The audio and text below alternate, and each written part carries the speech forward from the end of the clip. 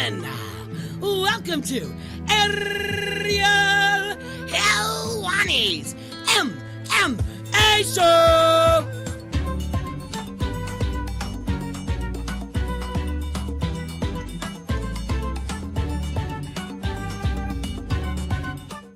Back in your life on this Monday, August 26, 2019.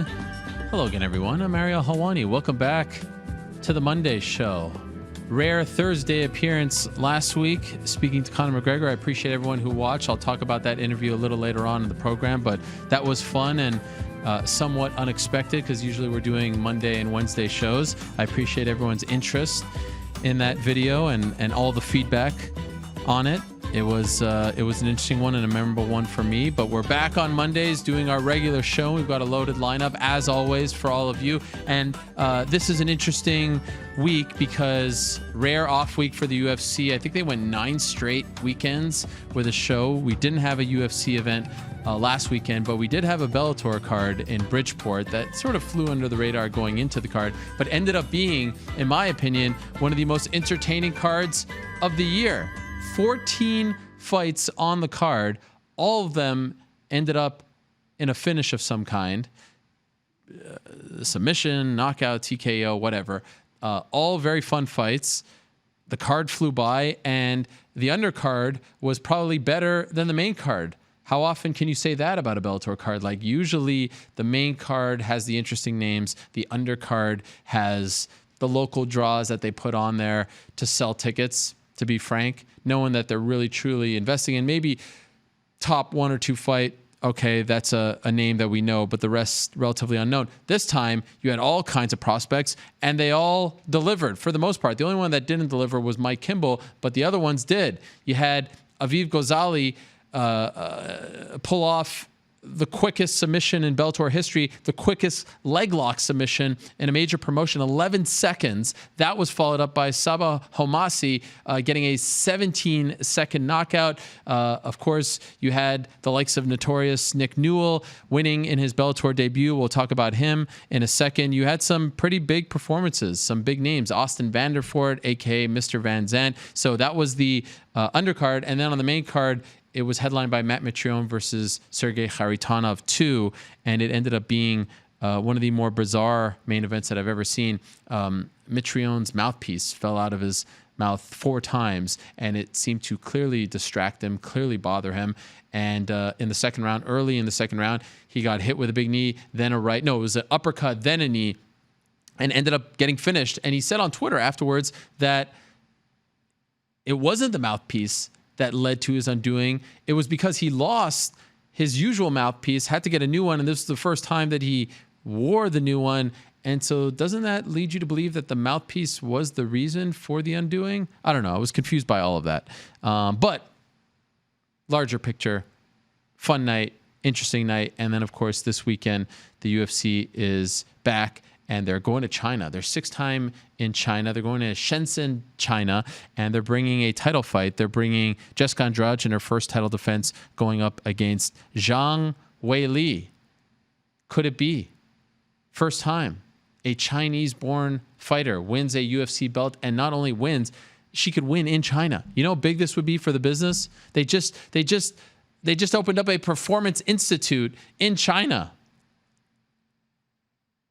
in Shanghai. And now you could potentially have a Chinese-born fighter. I mean, this could be one of the greatest strokes of genius that the UFC brass has ever pulled off. Now, of course, she has to win the fight.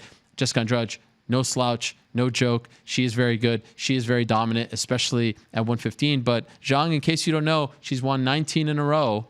She's looked very good in her first 3 UFC fights. Perhaps she is the one. Perhaps she'll be the first Chinese-born UFC fighter. Okay, so that's kind of the table setter for the day. It's going to be a fun day today on the program. I'll tell you who will be stopping by and when, and then we'll get to our first guest of the day. Matt Brown is back. He's returning on December 14th in Las Vegas against Ben Saunders. He hasn't fought in almost 2 years, tore his ACL, was thinking about retirement. The immortal Matt Brown is back. Always a great interview, always an honest interview. I'm looking forward to talking to him at 3:45. We'll talk to Jan Blachowicz at 3:30, and I'm going to get the correct pronunciation of his name once and for all. I think it is, as I just said. He's the Polish contender who just knocked out Luke Rockhold back in July. He wants to fight against John Jones later on this year. He's been vocal about that. We'll see if he gets it. First time that he joins us on the program. At 3 o'clock, perhaps my favorite athlete growing up, the one and only Bret Hart, the hitman, Bret Hart. When I was a kid, I used to go to the doctor and get a shot from the doctor, and the doctor would tell me to close my eyes and think of a happy thought.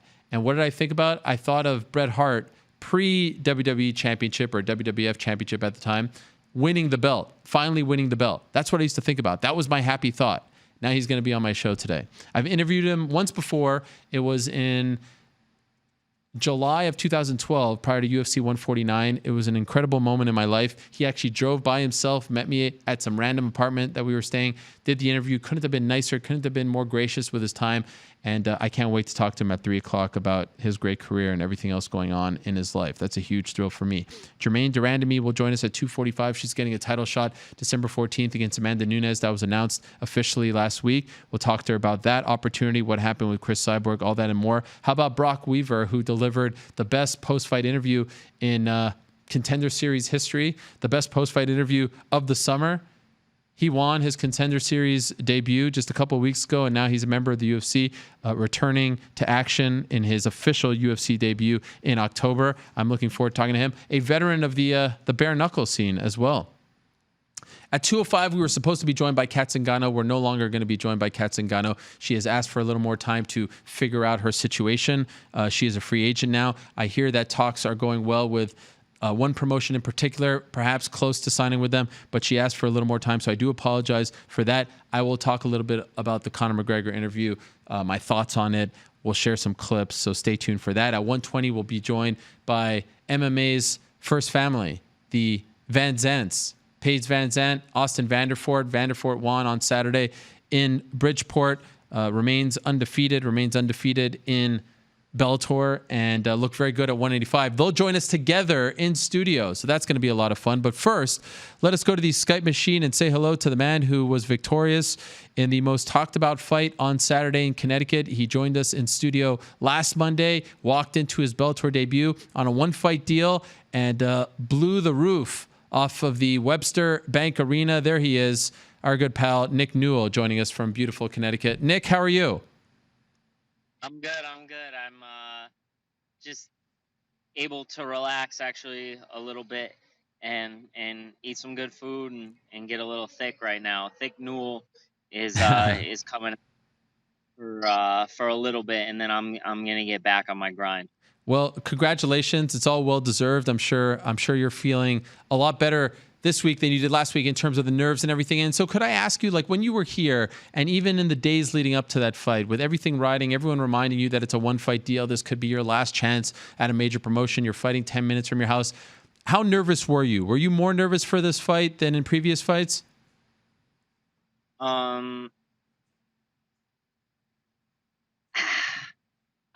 It's weird because I mean I'm not perfect. I'm just like anyone. Everyone gets nervous. Everyone thinks, what will happen if I lose? What will people say if I lose? But man, I've won so much, and I've lost enough to know that feeling, and I know how much winning means to me, and that's more important than anything. So leading up to this fight and during this fight camp was actually the first fight camp I've had in a long time where I didn't get a pretty serious injury in the fight. In the camp. My body felt good. Everything felt good, and there was just a special feeling around the night. And I just had a special feeling going into this that it was going to be an amazing night. So just having kind of that aura around me and that feeling inside of me really changed my game and allowed me to bring that positive thinking into the cage for the results that I wanted. So what was the first experience like with Bellator leading up to Saturday? You know, the fight week experience, the way you were treated. How did you feel? How did you feel that they welcomed you? Yeah, so I mean, the main thing with me is I kind of get along with everyone. So I'm not much of a diva. I have little things that I like and ask for, and everything I asked for, they gave me. There was clarification on everything, I was wondering what time my fight was. I was like, hey, if these fights go quick, am I going to start then this time? Like, what's the deal? Like, is it back to back? Everything they said happened. Everything was so well organized and so well done. And I really felt like family. I really felt at home at Bellator. And when I stepped in that cage, I was just happy to be a part of a great organization. They didn't treat me like a guy that was on a one fight deal, like an expendable fighter. They treated me like I was one of their guys that was long term, like I was in the main event. I got really great treatment from them. So I was very happy because they gave me a lot of things I wasn't even asking for. Like what? No, just like the treatment, Okay. they did a press conference and I was in the press conference and they really promoted me and I got to meet with a bunch of like important people in my town, politicians and stuff like that. So it was it was a good experience. I felt well promoted. I was on one of the billboards near my house, so it was a cool thing that pretty much anyone that fights really would want, and Bellator made me feel really wanted and made me feel really special. Not to put down the previous experience in World Series of Fighting, but did this feel bigger than fighting for World Series of Fighting in your opinion? Um, I had a great experience with World Series of Fighting too. I mean, I'm very like easy to guy to please, easy guy to get along with. So with them, I definitely had some good experiences with with them. But when they were around, there were like a lot of shows in town, and now I feel like Bellator's in a different place, and it's really making its way up to the top, and it's taking a lot of the world's best fighters and making a lot of the world's best fighters and finding them. So for me, it felt special because it was literally in my hometown. I fought in my home state, but this is where I grew up. So this one was a little different. And what a performance, man! You were on. By the way, what's going on back there? Are people like? Are they? It sounds like they're throwing like chess pieces or checkers pieces. What's happening? Are they? Maybe it's just windy. Oh, okay. All right. It's clashing, but it's fine. It's fine. You don't hear that? That's a highway. Oh, that's a highway. Okay. That's fine. You looked phenomenal. You were on fire. You just came out very aggressive and picking them apart on your feet, and then of course you get the submission in the first round, the arm triangle. I would say that's that was like vintage Nick Newell, aggressive, showing your stand up, but then getting a submission. The entire body of work. It didn't last very long, but I would imagine. And I know you could be somewhat critical of yourself, but like I would imagine you have to be pretty damn happy with that performance, right? Did anything leave you unsatisfied? No, not really. I mean, there's obviously always more things you can show, but if you're gonna get the job done, you get the job done. I Yeah. wasn't hurt, and I got it done early, so I was pretty satisfied with that. My coach told me to kind of bring back a little bit more of the old school Newell and be a little bit more of a dog out there. So, um, I used to be too much of a dog and just try to make it too much of a fight and less of a chess match, and then I was trying to make it more of a chess match, and we really just kind of worked on finding that balance.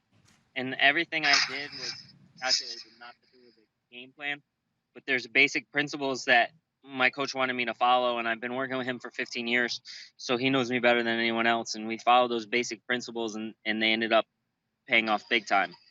So I didn't want to offend you, but I did feel like that was the older Nick Newell, like not the Nick Newell that we've seen in the last couple fights.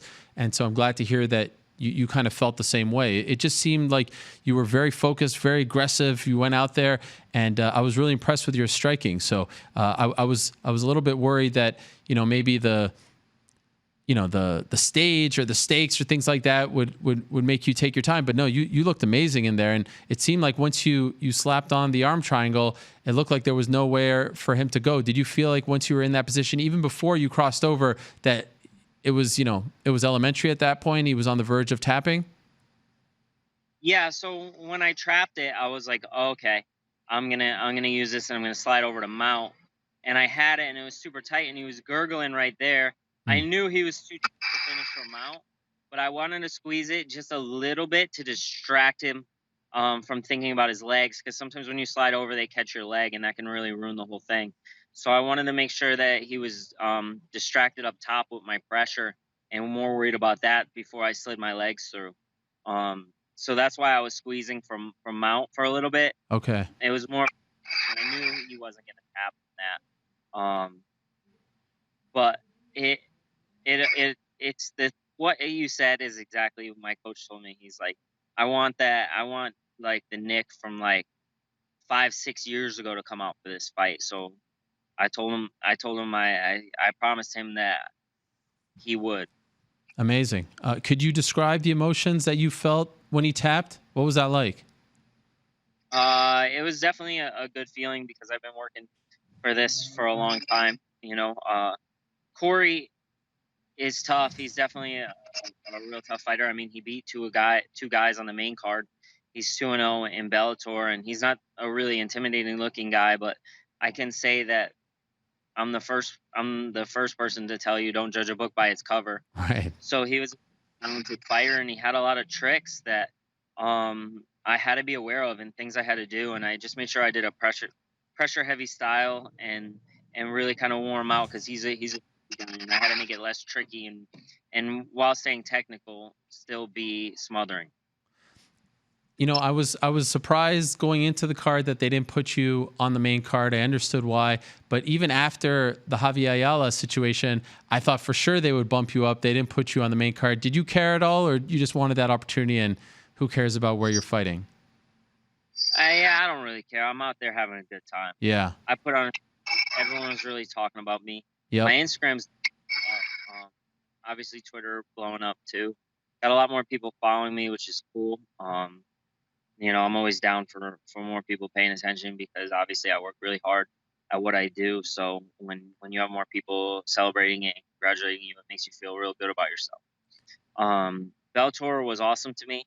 Honestly, I had such a great experience with them and such an awesome time with them. I really hope that they have a good plan for me and something moving forward so I can stay with them and keep fighting because they have a lot of guys in the 55-pound division that are very interesting fights for me. The interesting thing that you said is about my striking, because I feel like people just assume that I can't strike or that it's somewhere that I'm uncomfortable because I win most of my fights on the ground. But if you notice my last couple of fights, everyone tries to grapple with me. I'm not the one that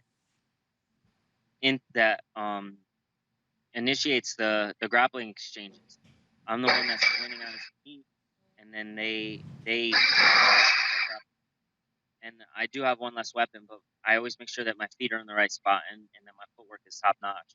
So I appreciate that people are noticing that because it kind of pisses me off when people make some of their comments sometimes. I can imagine. I can't imagine the comments that you get, especially after a fight, because then it's all building up. So now the big question is: one fight deal. Have you been given a long-term deal? Have you been offered a long-term deal? What were the discussions after the fight? It's Monday. We'll see. I'm still waiting to hear, and hopefully we can come back with something first. But right now I'm decently busy. I have to make up for some lost time with my family, and I'm moving my gym that I own to another town and pretty much building it from scratch. And I've been ignoring it and paying rent because I've been training for this fight. So I gotta get my money situation right and make sure I can move into this new spot, and then I'll think about booking another fight. But obviously, my whole experience with Bellator was amazing, and if they want me to grow with them, I'll grow with them. Was Scott Coker at the fight? Did you meet him? I met Scott at the press conference, and then I tried to find him after, and I couldn't find him, but he was there. But so many people wanted pictures with me, Okay. which was cool because I always try to take pictures with fans because if you don't appreciate your fans, then you don't have a job, Right. They're the people that work hard at their jobs and really bust their ass, and then they spend their money that they can spend on anything to come see you fight. So I really appreciate that, and I kind of got distracted doing that, and then I had to do some other stuff like media and such. So I left without saying it, but I thank Rich Cho, and he was the one that really took a stand, that said, you know what, we'll get you on this card, and I appreciate it, man. They're such nice people. They are. In a perfect world, when would you like to return if it all works out with them? I don't know. It's like you have one idea in your head, and they offer you a fight, and you're like, yes, why not? Right. So right now you're just open. You're just waiting. You're doing your private stuff, your personal stuff, and they'll come to you.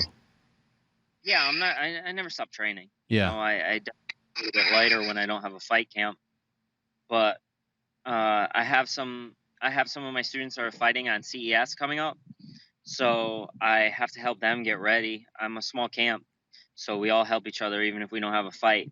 So I'll still be training. It just won't be focused on me, and I'm just gonna stay sharp. Congratulations on the win, Nick. What a great story, man. It really is amazing to see. You are the definition of perseverance, and it's amazing to see, you know, the UFC thing didn't work out. Now here you are, Bellator. They seem to be very excited about you. You get an opportunity 10 minutes from your house. I would be lying if I said I didn't get goosebumps when I saw you win on Saturday, knowing everything that you've been through and had to overcome. So congratulations. It's well-deserved. Keep doing your thing, and I hope that they give you that long-term deal. You deserve it. You should get it. Can I say one more thing? Please, go ahead. When I was a kid, I went to a WWE house show, and Bret Hart gave me his glasses off his head. Oh, wow. That's amazing. Gave me his glasses off his head. Always been my favorite wrestler. The best there is, the best there was, and the best there ever will be. Yes.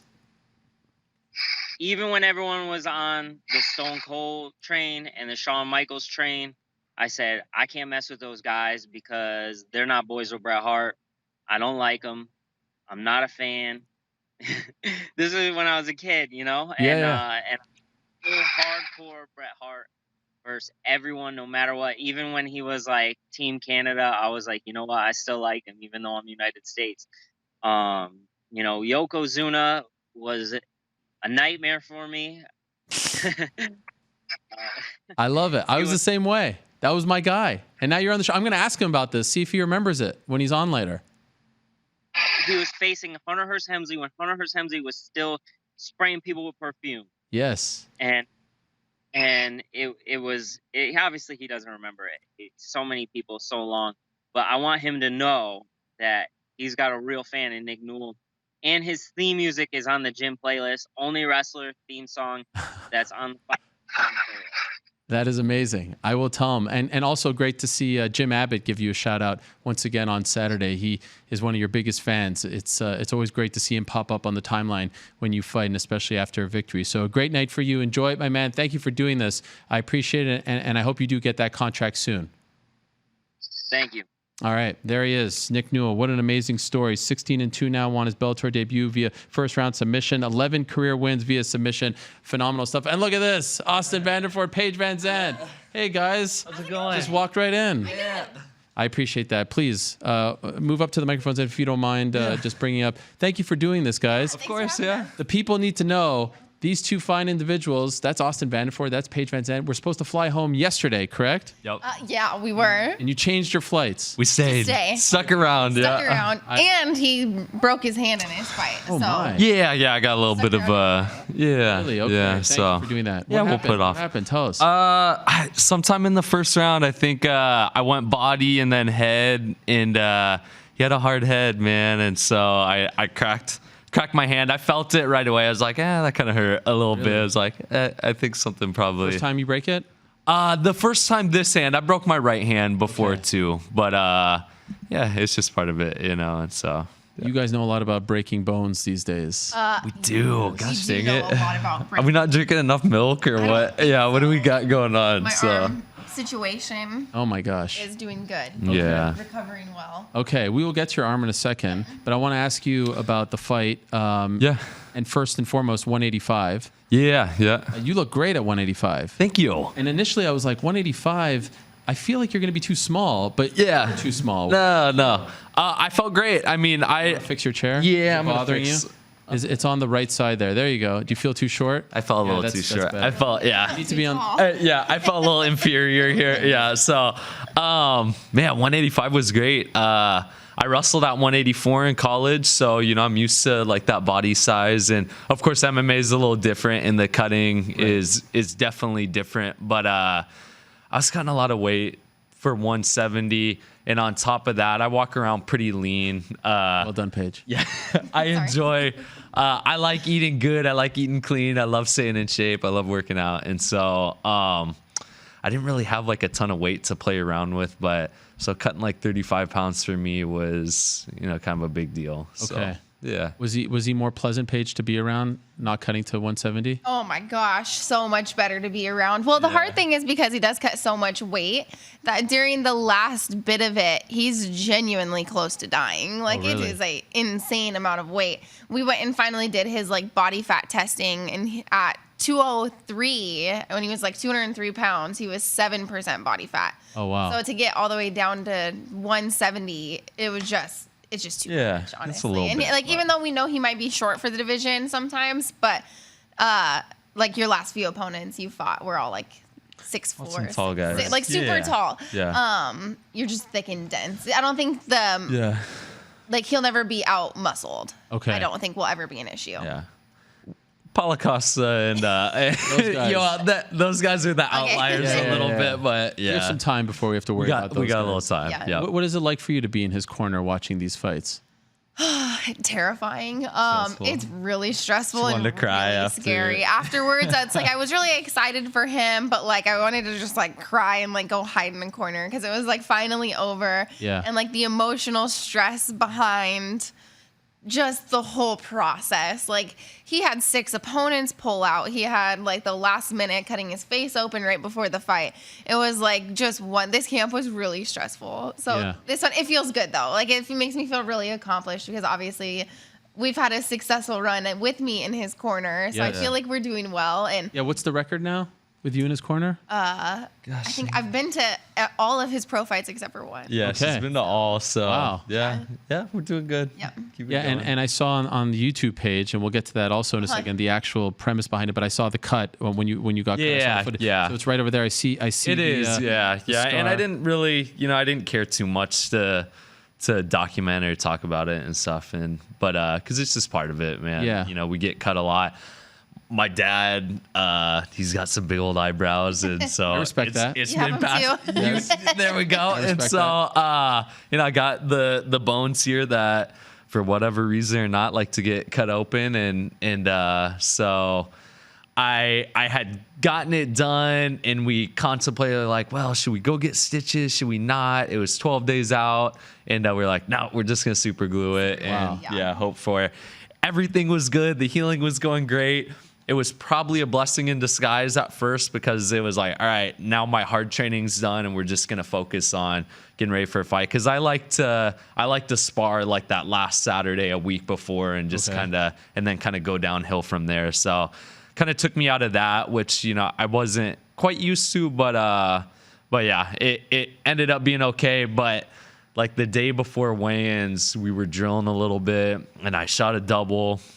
I think we were working some clinch stuff. I shot a double, and I hit my coach's, I think maybe hip bone or his hand or whatever, and it cut it back open. Oh no! More time, like 2 days before the fight. So then the rest of the fight week, it was like, or like the last 2 days, it was just me trying to like glue his eyes shut and like Working on the makeup try to like technique. cover it with makeup because we knew the commission here wouldn't want him to like might not clear him with the cut over his eye. So Yeah, it was But just in it an was unfortunate spot. unfortunate so. spot. Did they notice?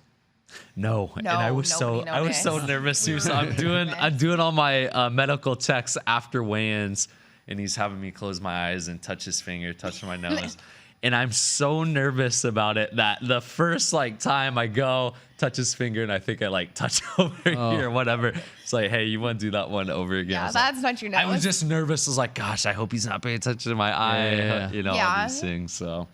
But it worked out. It turned out Worked out okay. It certainly did. Yeah, you guys, did you post that footage after the fight? Posted it after the Okay, fight, yes. yeah. Very Well, smart. and then the whole fight week, I was like I was trying to fill his eyebrows in and make him look like darker, like cover it, whatever I could to We're cover brushing it up. my eyebrows. yeah. It just so it all worked out. Though. And so now overall, that's 2-0 in Bellator, correct? Yep.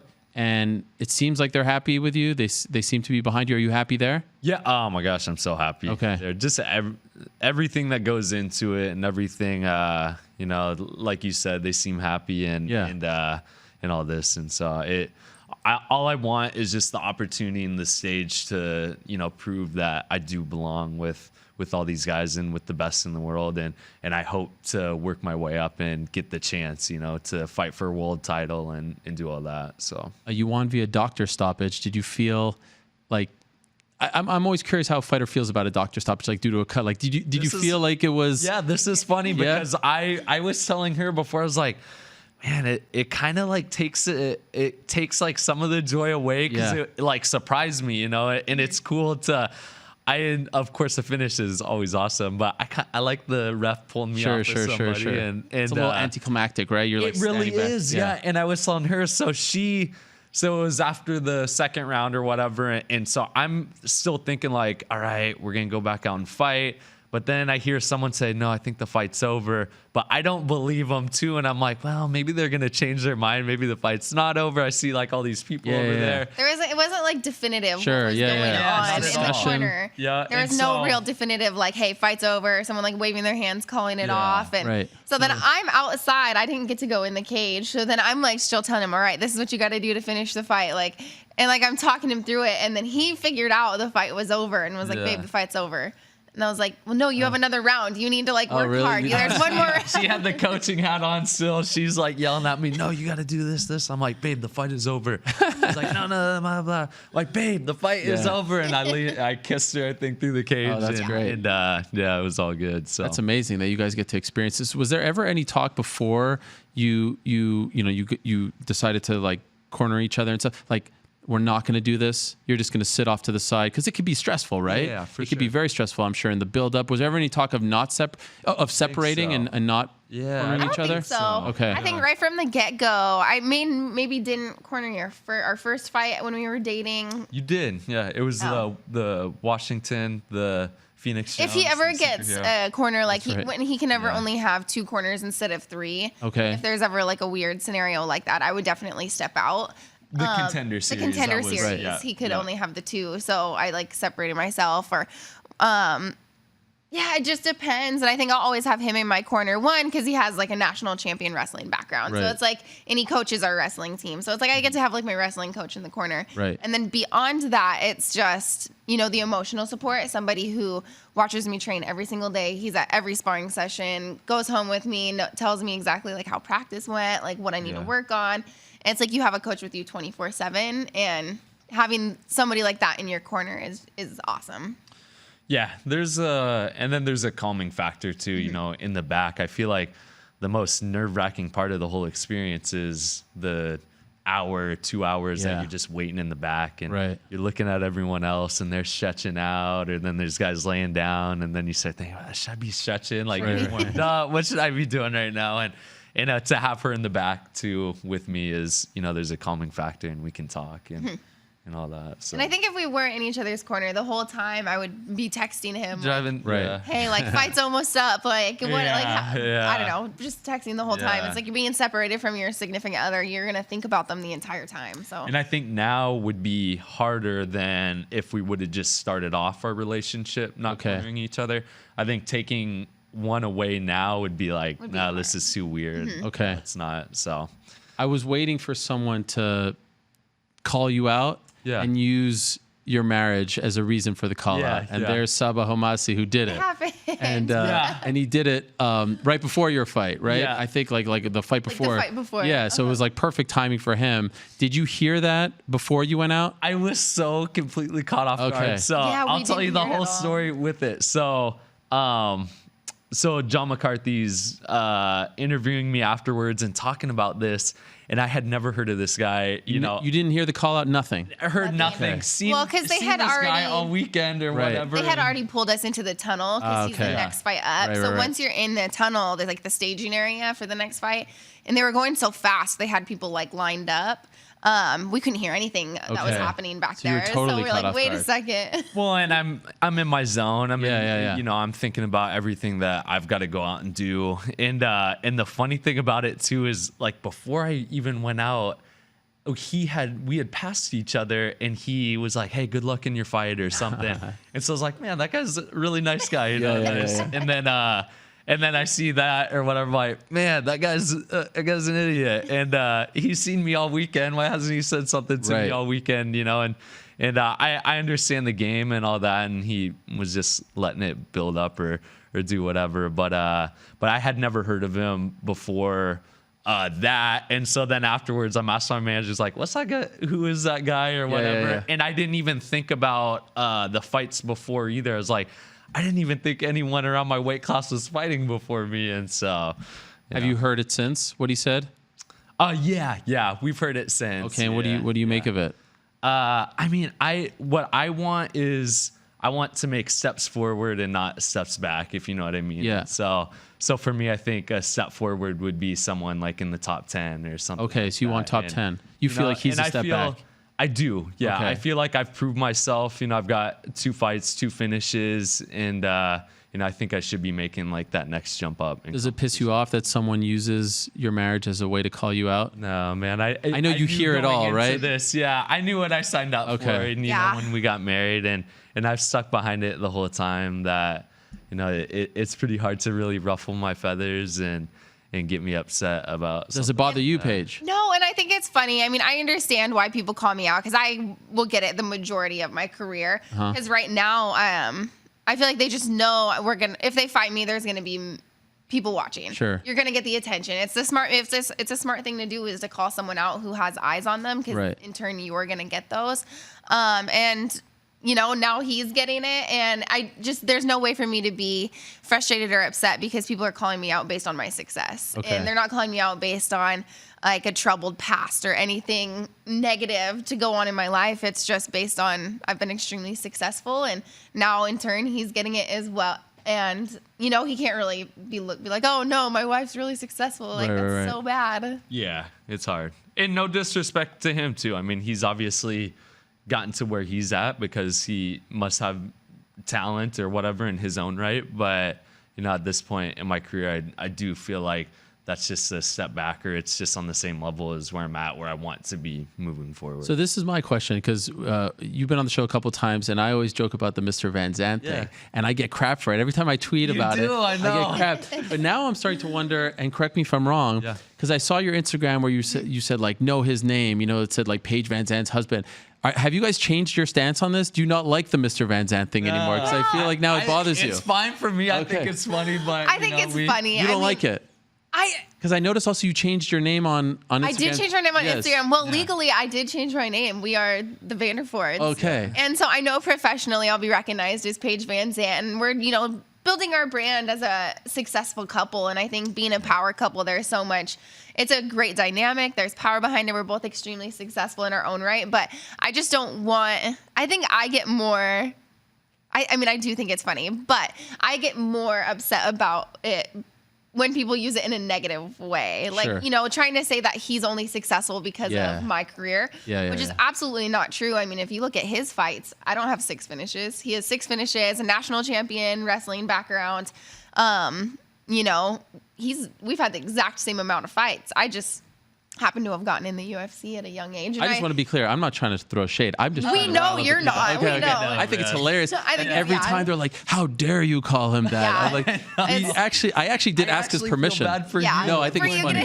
gonna- No. I feel bad for you. Well, and that was the thing, like even going on the Contender Series, like having Team Alpha Male saying all that stuff about him, like somewhere I came from, and I was like, gosh, like there's no reason to be so negative about it. And I hope that I'm not the reason he didn't get in the UFC. Like part of me is like, Why would that maybe even they be? didn't- I don't know. Maybe they don't. I don't know. So there's I don't know. I always believe just that? think through every scenario. If anything, I would think that they would want to have him because I would think so it too. would go the and opposite way. I was thinking because of his performance on the Contender Series, he looked amazing. Of course, got dropped, knocked down, got Yeah, it was a great fight. mounted, and then fought out of it. Was able to get the finish in the second round, and so I just thought it was like the perfect setup to get a contract. But we're so happy with where he's at now. Bellator has been amazing for his career, for everything, and I just think those things being a textbook overthinker. Do you guys read the comments a lot? Because I do read sometimes, and it's like, man, the comments are horrible. It's like that. Oh, they're awful. You some crazy. Basically, what Saba said, but it's like times 10. Yeah. Thinking that you have no merit whatsoever, and you have no reason to be here. That you're riding her coattails. Do you read that and get mad, or do you just completely ignore it? I mean, how can I can't get mad at this point. Like, I have. Did you used to? Like, did you have to teach yourself not to get mad? There was a time briefly when we first, started our relationship together, and when I was brand new. I mean, I think I was only 2-0 or whatever when we started dating and all that. And at first, it kind of did. It was like, I did have to learn a little bit, but it was a very short time, and so. And I think things that I had to learn is it doesn't matter how successful I am, I will always be looked at. Because of, like, there are certain stigmas that just kind of stick with you, whether you like it or not. And I think that my looks will always be something that people talk about before my skill. And, with us as a couple, I think no matter how successful he is, I mean, I'm always going to be in the picture. I was in the UFC first. I was doing these things. But the more successful we are as a couple, I think people will see, like, we're just a power couple doing, like, awesome stuff. Yes. Yep. Yes. Okay, so now let's talk about the arm. Yes. How is it feeling? Arm feels great, actually. Oh, look at that scar. It's a nasty scar. Yeah. Every surgery, it just keeps getting longer. Oh, my gosh. That's a good one. Yeah. So I got cleared to start training the week before his fight. So I got cleared about a week ago. Oh, wow. And 100% cleared? No 100 restrictions? no. Okay. She's at 80% Okay. from that point, which that was a week ago, and it's really progressing fairly fast. Okay. So, So I do want to take my time to, like, ease into training. I definitely don't want to go and, like, hurt myself right away again. Right. I think I technically wasn't 100% cleared in my last fight, and it worked out well because I was able to get the win. But of course, I re-broke my arm the very next week sparring. Right. So I'm going to ease into this. I start conditioning tomorrow, and I think I'm supposed to only lift, like, the doctor's terms is like 15 pounds for the first month, and then I can ideally start sparring in a month. Okay. Wow. So is this year probably pushing it for a return? No. Oh, no. Oh, no. You want to return I this for year? sure I'm going to fight this year. Oh, really? Okay. Once I start sparring, I think I want to sign a fight contract and Okay. be like 6 weeks out. Did I read correctly that you only have one fight left on your deal? Yes, I do. I only have You're one going on to fight it out. I'm going to fight it out. Did they try to re-sign you? I know there was some sort of communication between my management team and somebody within the UFC about negotiating. And I think both my managers and I just kind of knew that we wanted to fight the contract out. I think even before we knew I only had one fight left, it's just been, it caught me off guard that I only had one fight left. I thought they would have asked me to renegotiate when I had 2 fights left. I just heard, sometimes that's the case.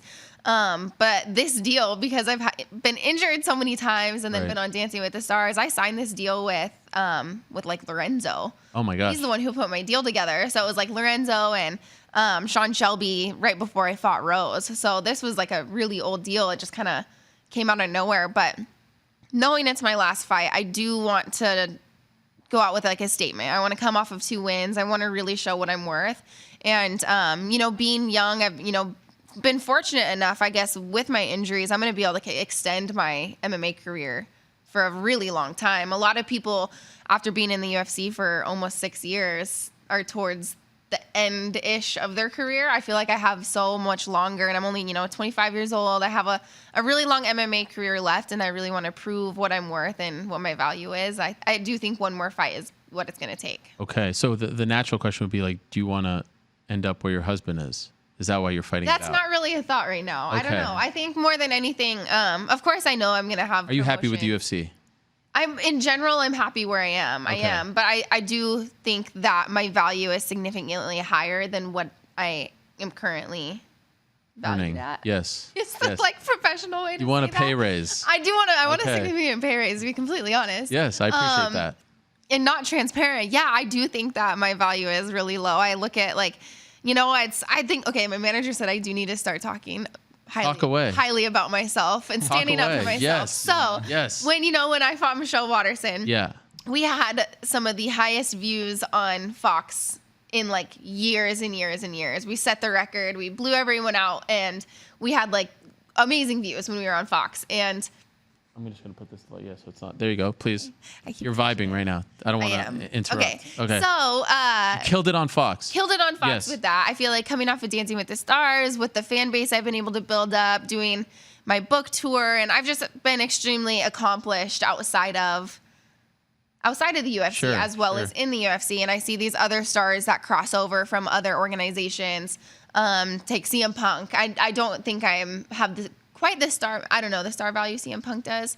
Just different industries. Sure. He has a huge fan base where he comes from. But who's the other football player? Greg Hardy. Greg Hardy, Yes. him coming over from football, all these other stars and what the UFC values them at. And I'm not saying that they're devaluing me now because this is an extremely old contract, but I do know how much money I make in comparison to them. And I do want to show the UFC, like, I'm so much more than just a star outside of fighting. Like, I'm a star in the UFC as well. Like, Yeah, I yeah. am really talented. I've been working hard. I've just had a string of unfortunate luck with my arm. And I think I need to, like, put in perspective all the things that I have done. I've had 5 wins in the UFC, 4 finishes, 2 arm bars, 1 knockout, and just an awesome record. I've been in the main event twice. And I think someone with those accolades should be paid more. Yes. Well done. Thank you. What do you think of that, Austin? That was Thank good, you. right? That's what, yeah. I It's mean, hard for me to really talk I highly know, of I know, myself. I I know. need to stand up for It myself is. more. It's though. hard, and that's the thing is she's kind of just sat back and let things go and whatnot, and that's where she was getting at with our managers, and that's how we feel. And it's a sport, but obviously this is our profession and work, and we need to be getting what. Sure. Well, we feel is and the hard reasonable, thing for me to put in perspective is with endorsements, like I make way more money sitting at home Really? posting pictures on Instagram than I do fighting. Really? With endorsement deals and Wow. everything I pull in from social media, I mean, I would actually be at a loss just taking a fight and focusing. Wow. If I were to stop everything I do outside of fighting and just fight, I would be at a loss. Really? Financially. without by a a, doubt. by a Yeah. long shot. So Wow. it's just, with TV endorsements, with all the things I do, and coming off of Sports Illustrated, it's like, what, if I'm going to keep breaking my arm, if I'm going to keep bleeding and sacrificing for this sport, I think it's all fighters and all female fighters need to be recognized. And I was able to sit down with Adidas and do a stadium interview with other successful female fighters. And, one thing I did mention is when I did my contract negotiation for the last time, the talk was, I can't pay you more than a female champion. It's like, okay, but why are you comparing me to just women? Yeah. All of us should be getting paid more in general, and especially the women, and then especially based on your star power. Yeah. That's who said that? No comment. Okay. Interesting. That is interesting. As you said, that was a long time ago. was a long maybe time like ago. three or 4 years ago, right? Yeah, it wasn't the When you first came- Fertitas at all, but it's like Okay, interesting. someone, it's just we shouldn't be based on I Sure. can't pay you more than a female champion. Well, why is she getting so much less than the male champion? Absolutely. And I She should feel just be like champion, period. She's just champion, Yeah. period. It shouldn't Yeah. be just based on gender. Right. Still, it's 2019 or at that time 2016. Okay. But you still like fighting, though, right? I love You fighting. like, even though the politics, the business, all There that is a stuff. lot of politics, man, really stressful. see, It's yeah. like been agonizing having to sit outside of the cage or sit on the mats. Like going and watching him practice, I come home and just cry in the car home. It's like I get to watch him spar and be like happy for him, but like, and I don't want. It's not that it creates like a sense of jealousy between us, but it's. That's what I was wondering about. Like, do you Yeah. feel guilty? No, but we had to talk about this not very long ago is like, trying to see like what have been the upsides of this and whatnot. And I think one thing that it has really done is made her realize how much she loves fighting and maybe sparked some new motivation or whatever. But I can say firsthand, she would give all the outside stuff up, the TV stuff up, just to be a fighter, and it's Not to keep hurting myself. yeah, Right, you don't see that, and it's hard, and most people don't recognize that with her and whatnot. But I can say firsthand, I mean, 7 days a week, she's upset about not being able to train 4 or 5 days of those week, of the week, and I think being laid off like this has really made her realize that, and it has been really hard for sure.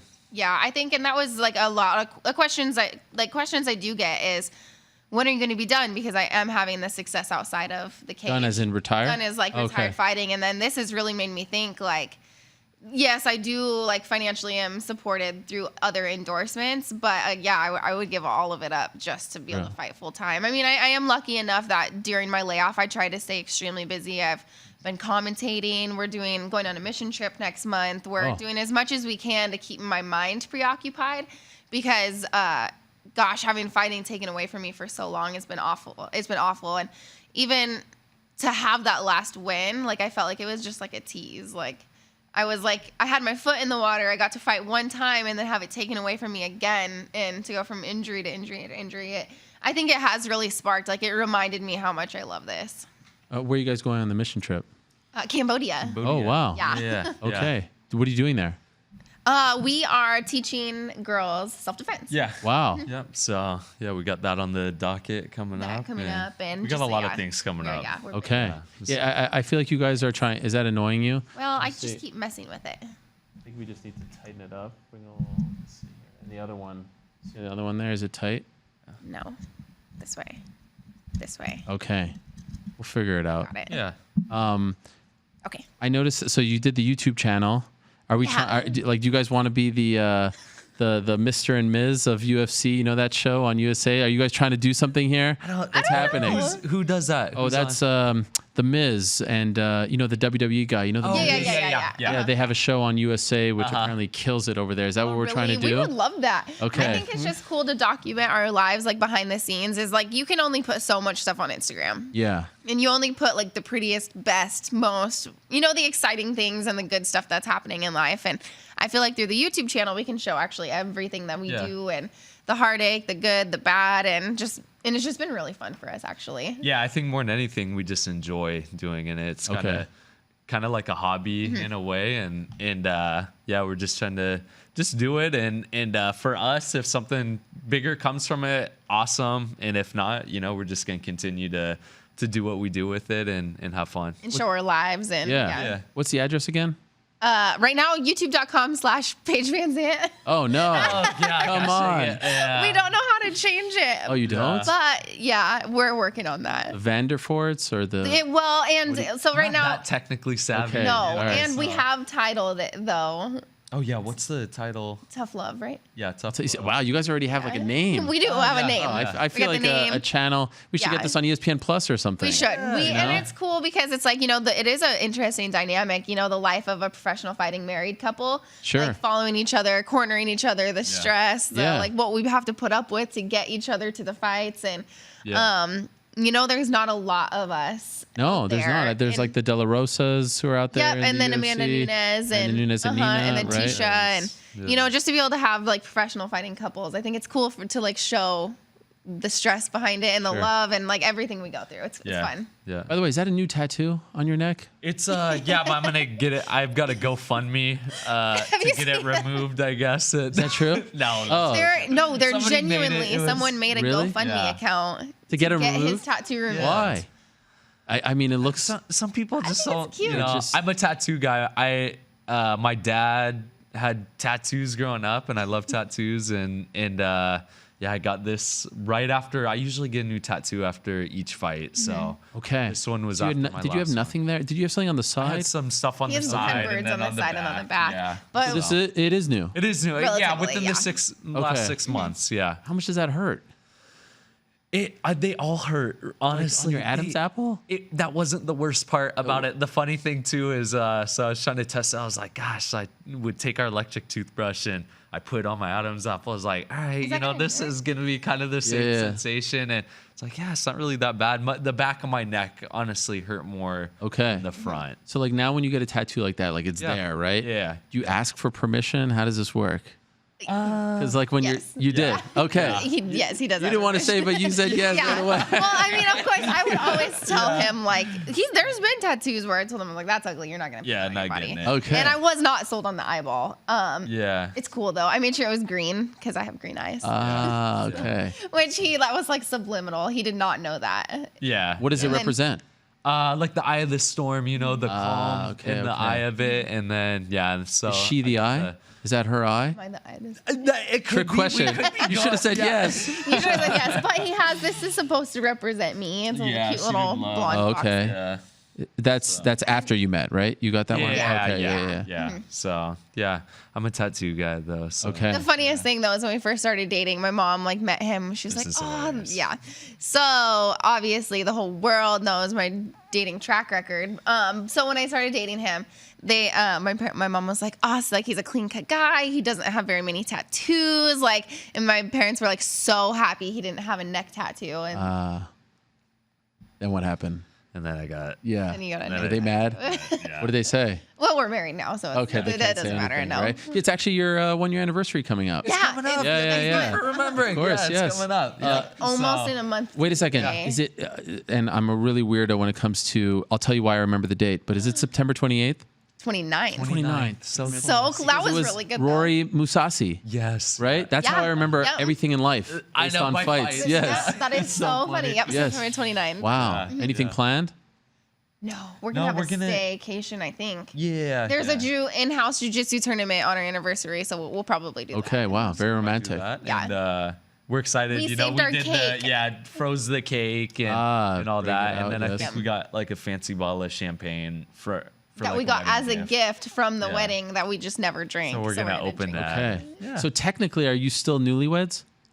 That's what I've always said, and so I bring it up like, hey, we're still newlyweds. Yeah, like we're and not newly, so, but I only don't really because know. you use it as a defense mechanism when I say I want to go on a honeymoon. Oh, you still haven't gone. We haven't No. gone on a honeymoon. But you've been around the world. We've been around the world. and that's what I say. Yes. So, babe, we go. Our life is People a have travel. paid for you to go around the world. Yes. Well, So- okay, so I think that until you reach the 1-year anniversary, you're still newlywed. That's well, my- Okay, good. Yes. Yeah. And so with that in mind, I wanted to play the newlywed game with you guys. Oh, cool. Yeah, let's Yes. do Oh, it. we were We've been supposed to wanting play this to at our do it. wedding. Yeah. Here we go. Wow, Oh my this gosh, is I'm exciting. so excited. Okay, we I'm got somewhat nervous about this too. I've practiced. You practiced? You didn't even know that we were doing this. Well, no, because I wanted to be on the new, We like wanted to the get real on- TV Oh, the show. real one. TV game. Okay, here we go. TV Are you This is excited just about this? This is I just am, as but cool. like I said, I'm a little nervous. Okay. So, newlywed game. For those that don't know, this is the way I'm going to do it. I'm going to ask you guys the same question about each other, and we have to know like who knows Okay. the other. You get what I'm saying? Yep. Yep. Okay. All right. Oh, we even have music. You guys can't hear that right now, but we've got music playing right now. gotcha. Game show music. Okay. What was the date that you first met? The date you first met. I remember this story. You guys were at a fight, right? And I think Chael Sonnen played a part in this, right? Yeah, but I don't know. Wait, that she just changed her answer. I know. Oh, you've met before. Well, technically, she was at my professional debut. But did as you a actually guest. meet? No, we didn't. I did meet his ex-girlfriend. Oh, wow. What was that She like? took a picture with me. Really? She asked you for a I'm picture. sorry. Oh my god. Did you know that? He told me that after. Yeah. Let's see. Okay. I feel like we're uncovering all kinds of fun stuff here. This isn't right. This isn't right? Yeah. I don't have the right answer. Oh my god. Neither But of you know the date you first no, met? because it was that picture was our first Yeah. technical. Well, I saw on your Instagram you were sitting and together. I posted the Yes. date on it. And You now I forgot what it is. This was like last week. Yeah. Yep. Okay, well, I Let's do see if know you get this the- is an Okay, turn them so around. I want to see. July 17th? Oh, okay. August 15th. Uh-oh. Well, Do you know the this answer? is when I we don't first know the started answer dating. because This I is wasn't like there when you met. August 15th. I don't think it was the 15th. I think it was the 13th that we were like technically dating.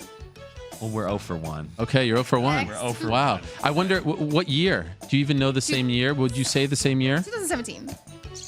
Yeah? Yeah. Okay. All right. That's easy. was- Summer of yeah. 2017. Okay. What was the first meal you shared together? What did you guys have? I remember this. Okay. All right. Okay, there's two answers of the. Okay. I know this. Wait.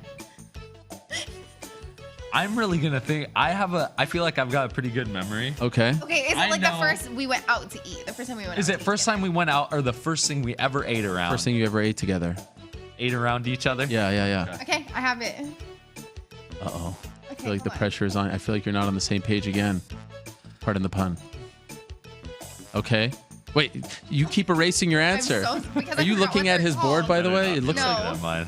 you know Austin. I know. Okay. The We're first letting her thing I finish ever up. ate. Okay, turn Yeah. him over. What do you say?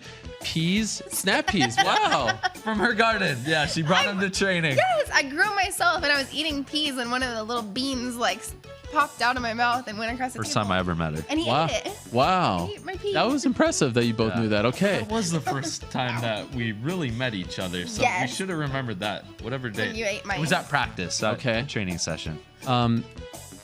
What were the circumstances surrounding this and who said I love you first? Ooh. Okay. Okay, they both seem to know. They seem very confident in this particular regard. Who said I love you first and why? They're writing away. I like this. This is a lot of fun. We should do this with all our This guests. is really This is fun. fun. Ready. Okay. Austin's still writing. He's writing a whole story. I like this. I have a And I don't know that I backstory to need it. to add this last part. But Okay. Okay. Turn it around. Paige says, me on our way to a fishing trip. Yeah, Austin and I says, said- on our way to go fish. I did. She'll take credit. Wow. That's a That job. was like Yes. right on top. Okay, so this I story, was the one who said it. No, we were in the back of a van on our way to like a fishing trip, and it was like first thing in the morning. Okay. And we were like, snuggling, and he goes like, I think I'm falling in love with you, and I said, I know I'm in love with you. Oh, so you went up to him. I won, yeah. Okay. You remember the circumstances. How far into the first meeting was this? Pretty Okay. quick, Days honestly. or, nah. No, But he it was did pretty move quick. in, I like- mean, we got married, what? Like 2 years, No, only like a year. a year after we started dating. We got Okay. engaged like 6 6 months. months. Okay. He And I moved was in living at 2 weeks house, after yeah. we started met. Two, Yeah. 2 weeks 2 after weeks? we met, he moved Jeez in. Louise. Wow. I had been commuting like 5 hours to get to Portland to train. Okay. And his Yeah. thing was like, oh, I'm gonna have to get an apartment, and Yeah. I can either like go get an apartment and get a job to pay for the apartment, or I was like, you could just move in. You with could me. Oh, move in, wow. yeah. Well but then done. at the 6-month mark, it was like, hey, you're either You marrying can- me or yeah. you're Yeah, moving yeah. out. Oh, It really? was, I did The play the ultimatum. opposite. Okay. Yeah, I was So like, then- if you're gonna be living with me, we're getting married. We're getting married or you're moving out. I was like, all right. Yeah. Okay. It wasn't quite- okay. I hope this one isn't too personal, but I'll ask anyway. How many kids do you guys want to have? Okay. Okay. All right. It wasn't too personal. No, we No. talked about that. Okay. All right. Okay, ready? All right. Oh, wait. Oh, wait. Wait. I figured it was just going to be a number, but Austin's giving an explanation. This is going to be an interesting one. Someone says 4 and the other person says 2. No, You're writing Okay, a I lot think I there, know Austin. what she's writing. Okay, here we go. Yeah. Turn it around. 2 or 3, 2 kids, but adopt one, not of the two. I meant like okay. not of these two, but adopt. A third. We're gonna So, adopt. yeah, a it, third. Okay, So okay. we kind of Yeah, decided I should have that. just wrote. Yeah. Or whatever. Yeah. So you will adopt. Yeah, we definitely decided we're gonna. We haven't decided 2 or 3, but I know we want like a boy and a girl. So Okay. whichever one we have first, we're gonna adopt the other. Okay. Okay, yeah. All right. I feel like you're on the same page on that one. Oh, for sure. Yeah. All right. What were the circumstances surrounding your first fight? Your first major fight? First major. Yeah. Did you guys ever have a fight, like an argument? Oh, Yeah. Sorry, like we an were argument. thinking MMA. Oh, sorry, fight. sorry, Yeah, sorry, sorry. Behind the first, Argument. Did you have? argument? Oh man. Is it possible you never argue? No, Oh, we no. argued. Okay. Hey, we're both professional Yeah, yeah, fighters yeah, here. yeah. We Okay, got tempers, but we keep everything pretty. I think I'm just gonna write one down. So there isn't one that sticks out because usually like the first one is no. No, that sticks out. For me, there isn't one that sticks out.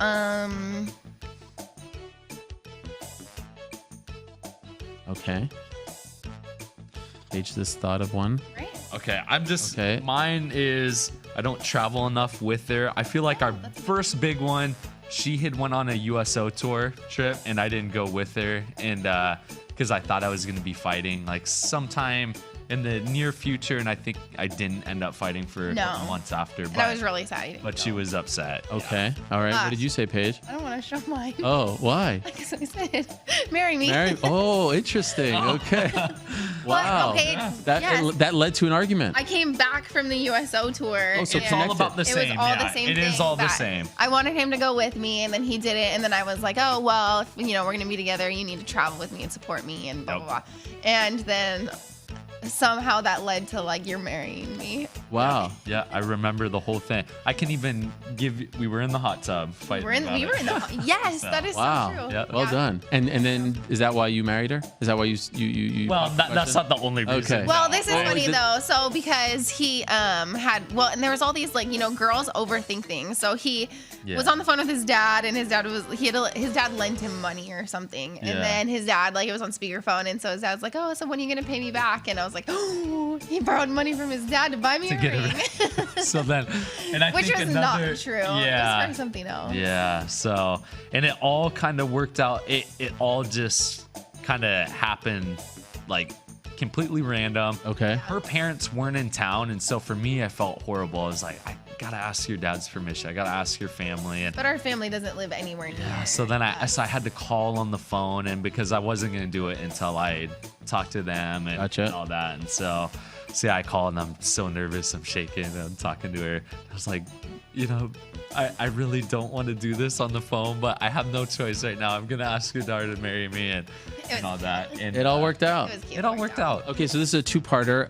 Who is Austin's favorite female fighter?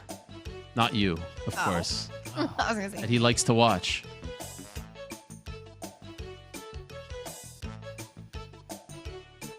Favorite female fighter this is hard, and I'm a big fan. Yeah. We watch like every single event. We go to all the locals. Paige seems to know. She knows. This is a hard one for me. I honestly, because I feel not that I'm gonna get in trouble for anything. He's gonna feel like he's getting in trouble. Just yeah. write one you down. really I think put me on the spot. Write on one this down. That's kind of why I asked it. Yeah, write it down. Write Do his name down. you think he knows someone and is not saying it on purpose? No. Okay. No, I don't no. actually, but No, gosh, I guess if I'm gonna have to, I'm really curious if I got it right. Okay. 'Cause I think I know. I hope I spelled her name right. All right, here we go. Okay, ready? Did you write it? Shevchenko. Oh, cyborg. Cyborg. Yeah, that's a Shevchenko, close same one, weight so. class. Okay, now Paige's Yeah. favorite male fighter. Babe, that is interesting. Same weight I did class. not. You really Yeah, put me on the same weight spot. class. I could Oh. not just think. They of could one. they could Dave, they come could on, you fight know. one day. Who are you gonna root for? Yeah. You guys put me on the spot. I was put on the spot here, and I had no idea what to say. He's my favorite Favorite male. male? fighter. I think I might.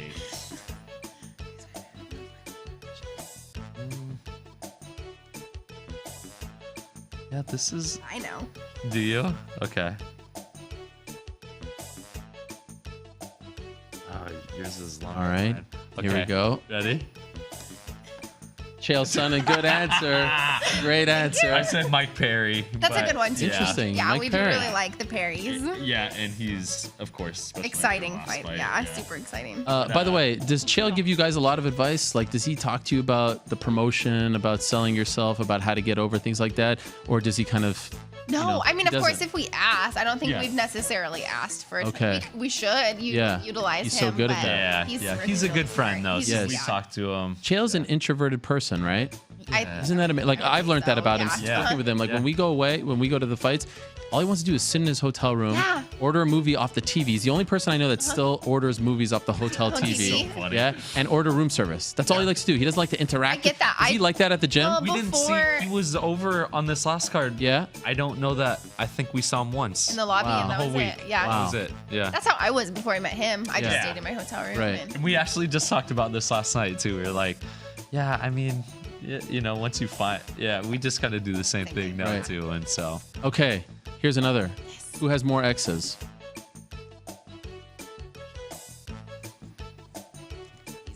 So easy. Wow. Okay. That easy, huh? Yeah. Yeah, that's easy. That easy? Okay, my bad. I didn't know. Who says I'm sorry first? Yikes. We're both incredibly stubborn. We are so, really so we stubborn, both- yeah. but to be totally fair. To be completely honest, Gosh. Interesting. Wow, look Yeah, at that. I feel like that was the right answer for both of you. Yeah. yeah, I feel like she does. Okay. Depends on, I guess, what That's we're nice. fighting about. We're both very stubborn. We are really stubborn. Yeah. And we like feed the fire. We're really stubborn. Yeah. Well, I'm done. I feel like That you was guys really it. enjoyed this. Yeah. game. I Yes. I love Yeah. those questions. Yeah, this could be a. I want to ask more. Like Yeah, use you this can as like do- a What should I have asked? like I don't know. I don't know. Those were good. Can I be 100% honest? Yeah. So I went over the questions last night with my wife. Yeah. And I was like, what should I ask? Like, I don't want to go too personal, this and that. No. And she was like, well, you can't. Like, there were other ones that I had on my list. And she was like, no, don't ask that. That's no, completely like inappropriate. what's your favorite like on the Newlywed game? Like there's like what's your favorite body part of your Yeah, I didn't wanna get, maybe it's like- the wrong show. Wrong show. Yeah. Is that show still on? I don't The Newlywed think so. game? I've seen it recently. Yeah, I don't know, but I don't know. we have truly talked about wanting to be on that game. So Yeah. we've gone over other questions and whatnot. Yeah, and so, like those. Like yeah, but those are good. Yeah. Those are creative. That All was right. awesome. Really I good. appreciate you Yeah. guys I thought- giving me props on that. To be honest, Yes. I thought they were gonna be a little more dry than that. And Okay. that was awesome. Wow. Yeah. So you didn't have high hopes for me. I do. I know you're Yes. a very smart guy, and I know this, but we're on ESPN. Sure. There were a couple other ones that I skipped over in my list over here, but I feel like for the most part, no. For the most part, I think we good. did enough. Just to let the world know that you guys would do well on a show like we that. would, we would heck do yeah. really well. All right. So, and by the way, what is on your thing here? Is that like a vial? What is that? Oh, it's no, it's kind of Just like a cute little thing. Oh, I yeah, thought no maybe there was liquid something it, in there. nothing Oh, in okay. it. Yeah, that would be really cool. Though, What does it but, represent? It's just a thing. It's fashion. Oh, that's it. Wow, look at you. It represents. very He's It's actually a really- Canadian company It's really that makes fashionable. it. So, Okay. You're yeah. really So I fashionable. wore it I today. appreciate that. Yes, in honor of my home You country. want to know our favorite trip? Yes. One of our favorite trips we went on. Ever. So random. Ed Herman asked me to corner him, so We went to I asked her to come with me, and we went to Moncton. Moncton, Oh, New Canada. Brunswick. Yeah. loved it. Yeah. We You liked it. I've loved never it been. there, and it was like this really cute small town, but it ended up being like one of the best trips we've ever been on. And we've been to like Portugal and Sure. Mexico, and it was that was the funnest Really? trip we've had. Moncton, New Brunswick. Moncton, New Brunswick. Who knew? Yeah. By the way, Macy Barber taking shots, huh? Yeah, always. Why? I don't know. I think it's just part of the division. Of course, Okay. everybody wants the money fight, and there's just there's people in line. So Are you interested in that fight? I definitely think it's an interesting fight. I do think that there's certain disrespect in the UFC and in MMA gets too much attention, and it gets too much validity. Disrespect. Being Meaning, like, disrespectful. Okay. Yeah, being a disrespectful person Gotcha. should not be valued. Gotcha. And I definitely won't. Okay. I won't give her the time of day. You're not taking the bait. No, I'm not going to take the bait. Okay. And that's why I've stayed relatively silent the entire time. I actually was going to say yes to the fight, and then I think it's completely inappropriate to slide into somebody's husband's DMs. Wait, and what? Try to get a fight. She did that? Yes. So Tell us the story. No, there's no story. That's it. Wait. Like, You just. that's it. Just messaging my husband on Instagram. Wow. I don't Is know. she trying to get bait- at me. bait Trying to you? get I'm sure like she's trying. Is she just talking trying to catch smack the bait. in the DMs? No, No, but she wanted to know a workout routine. it's like, hey, that could we you send do. me that workout that you're doing? And Yeah. It's like, Oh. come like just on. something weird. Anyways, Yeah. Do you think she? And was this in the midst of her calling you out? yes, Really? yeah, Did you respond? no, No. Okay. yeah, and that's why I've stayed relatively quiet about this. Yeah. But it's like what? I'm not going to reward disrespectful people. And it's Wow. it would be a reward for her to fight me, and she doesn't deserve it. Okay. Do you have an opponent in mind? I don't know, don't. You but just I wanna think fight. that there's plenty of people in mind. So the UFC they'll give me a fight, and I'll accept all of them. Okay. She can stay in line. She can stay. Okay. She's a big fight coming up in October against Jillian Robertson. I don't know if you know that. You just said that's great. Yeah. I'll fight Julian Robertson. Okay. You like her? She's a good person. She's nice. I would love to fight her. She's a She's nice respectful. person. I just think that it's gotten too far. The disrespect should not be rewarded in our career, in our sport. The UFC highlights it. Everybody highlights people being disrespectful and being bullies and being rude and being a bad person. And that's just, I don't know. I'm not going to shine. You're not going to tolerate that. I won't tolerate a shine light on it. Okay. Wow. I had no idea. All right. That was my 2 cents about it, and that's all I'll say. When do you want to return? Oh my gosh. I guess it depends on the hand, right? Yeah, but I don't think the hand's going to be that big of an issue. I might have to take a few weeks off or whatever. And so Okay. I'm not completely convinced it's broken. Okay. They wanted me to go to the ER or whatever that night, and I elected not to and just wait till I got home. The doctors there thought it was broken, but I think it was just kind of swollen. So Okay. I would prefer to fight before the year is up for Okay. sure. So hopefully they can get me on a card before year's end. So Last thing, Andrade Zhang this weekend, title fight. Ooh, 115. that's exciting. Who do you like? I know it's not your weight class anymore. It was your weight class. It was my weight Yes. class. Who do you got? I don't think that I've seen Zhang. Zhang fight enough Okay. to really have a true, honest opinion. I watched one of her fights in the UFC. I've just missed all of her fights, but I think it's definitely exciting. They're both extremely talented. I think she might win. who she fought? It's a really good fight. Yeah. Torres, Torres, Jessica yeah. Aguilar. Yep. She's Yeah. 3-0 in the UFC, 19 in a row. She's tough, yeah, Yeah. for sure. It'll be fun. Yeah, I think Who's it's the exciting. co-main of that? So it's Li Zhangliang, right? Corporate Jake? Is it Li Zhangliang? Corporate Jake, he's sleeping back there. I think it's Li Zhangliang versus someone else, but okay. it's a bit of a thin card, if you will. For sure, But it's, yeah. I mean, a title It's fight huge on in- ESPN. as far as And- China, it's yes, gonna be really- gigantic for that market. It's going on, I think, at 6 a.m. Eastern, so like 3 a.m. your time. You Yeah. guys aren't that hardcore that you would stay up No, for that, I don't right? think so. Probably not. No, but pretty crazy though. All 14 fights finishes. Unbelievable. On his last card, weekend. yeah, What a that was card. really cool. That was I crazy. enjoyed it very much. Yeah. The ending was a little bizarre with the mouthpiece. The Matt it was. Mitrione We heard mouthpiece. he had just got that mouthpiece Yes. that day or Yeah, yeah, something. yeah. So, Yeah, it was weird. yeah. really seemed to distract him, which was unfortunate. It was, but yeah. I love that card. I mean, the 11-second leg lock submission. I know that was before your fight. I don't know if you Yeah, saw we it. saw it afterwards. It was really exciting. The whole time warming up, he was. I can contest that he was Trying for warming that? up, doing that, and he had that game plan in mind going in. And he did it. That was crazy. Yeah, So. I enjoyed it very much. Alejandro Lara looked great. So, yeah, it was a great card. And you continue to do well, my man. I maintain the biggest mistake in Contender Series history, not signing you. Yeah. But their loss, Bellator's gain. Exactly, And you're yeah. making them regret it. So congratulations. Keep Thank it you up. so much, yeah. Congrats on getting cleared. Thank you. I know. Doing your thing. Hopefully fighting them before the end of the year. Screw the haters. Yes, always. See them out there, but screw them. Always. We need them too. They're good. Yeah, You know? it's okay. It's Of like the course, great we need Paris that. Hilton once Yeah. said, haters make you famous. Yeah, Yeah, that's exactly. true. Right? So Yep. we're happy. Yeah. And really, honestly, thank you for changing your flight to do this. Oh, no, it was man. great. Yeah. Thank you so much. I really fun. appreciate I'm it. such a big sport fan that being here at ESPN is like Awesome. I love basketball, football. Okay, and cool. all, Yeah, this so. is like a sports wonderland Oh my here, gosh, right? Yeah, this See is it? this is unbelievable for me. So really Cool. Well, I really appreciate it, guys. Thank you so much. Austin Vanderford, Paige VanZant. There they are, MMA's first couple doing their thing and doing it very well. So screw you, haters. Stay out of their DMs, okay? They'll walk you out over there. Thank you so much, guys. I really appreciate it. Good job on the game. You did very well.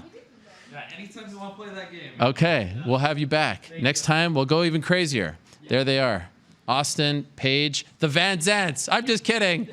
I'm just kidding. There's some of the results from this past week in Bridgeport, Connecticut. And it was a fun card, in case you didn't watch. There you go, some notables. All right, let me tell you before I move along here. Corporate Jake, you were a little worried about my length, but, since... we had an opening. I said, why not? They seem to like our game, by the way. We should do that more often. I don't know how many other people we could do it with, but anyway, I enjoyed it. I had some other questions that I was going to ask, but I thought, you know what? We're a PG show, maybe even a G show. Actually, there's a lot of expletives. Anyway, Vivid Seats. Let me tell you about our good friends over at Vivid Seats.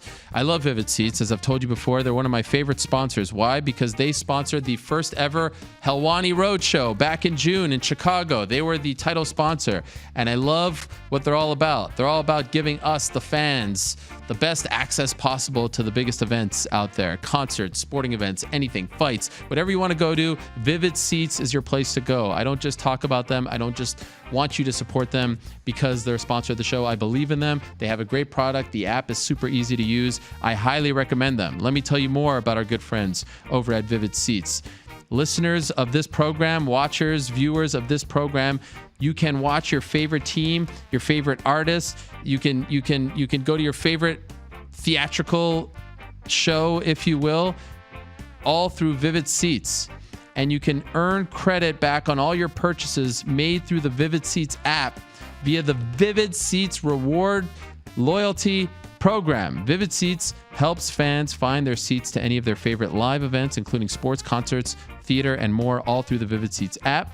Vivid Seats offers great prices and easy purchasing experience, as well as an in-app loyalty program, aka the Vivid Seats Rewards. With reward statuses ranging from MVP to Hall of Famer, customers can earn from 10% up to 16% credit on all their purchases through our app for the month of August. Go to the App Store or Google Play and download the Vivid Seats app. Fans are automatically enrolled in the Vivid Seats Rewards loyalty program and will enjoy double credit all August long.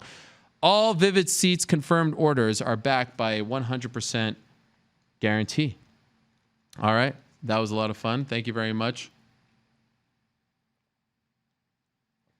What's this? So earlier today, my computer crashed. And so I'm actually using Corporate Jake's computer, but the screensaver came on. So now I don't have a computer because there's a password. Okay. Now you just told it to me. Mm-hmm. Oh, yeah. This is great. Okay, let's see if I got this right. Now, did you say that on the air, Corporate Jake? Okay, Corporate Jake telling me this.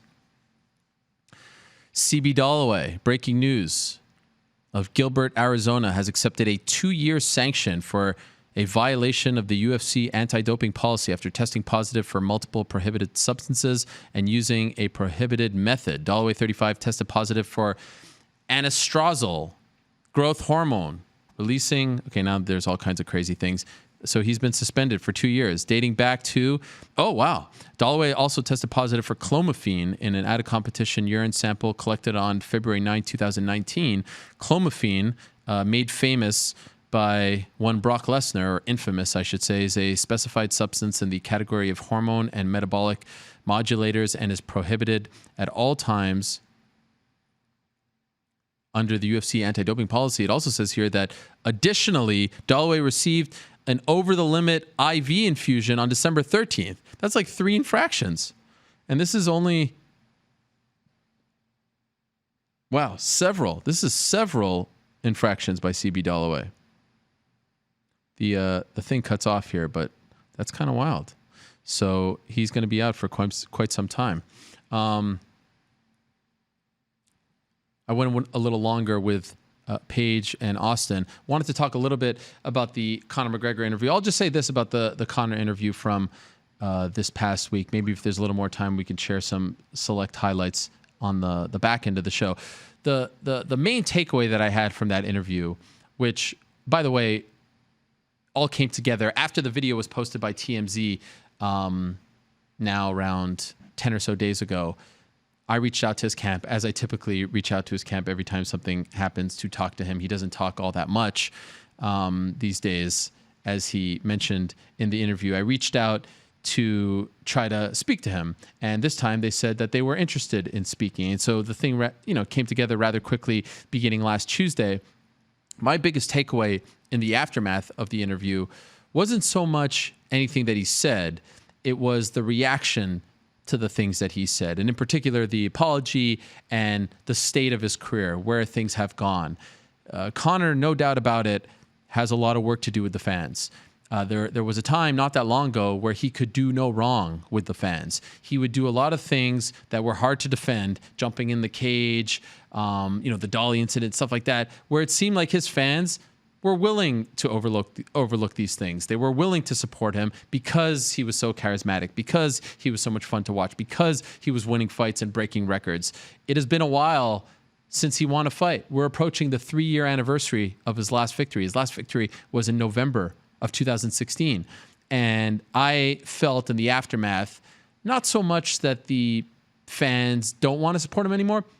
They don't believe in him as much as they once did. They want to see as opposed to here. They want to actually see him go a year without any incidents. They want to see him win fights.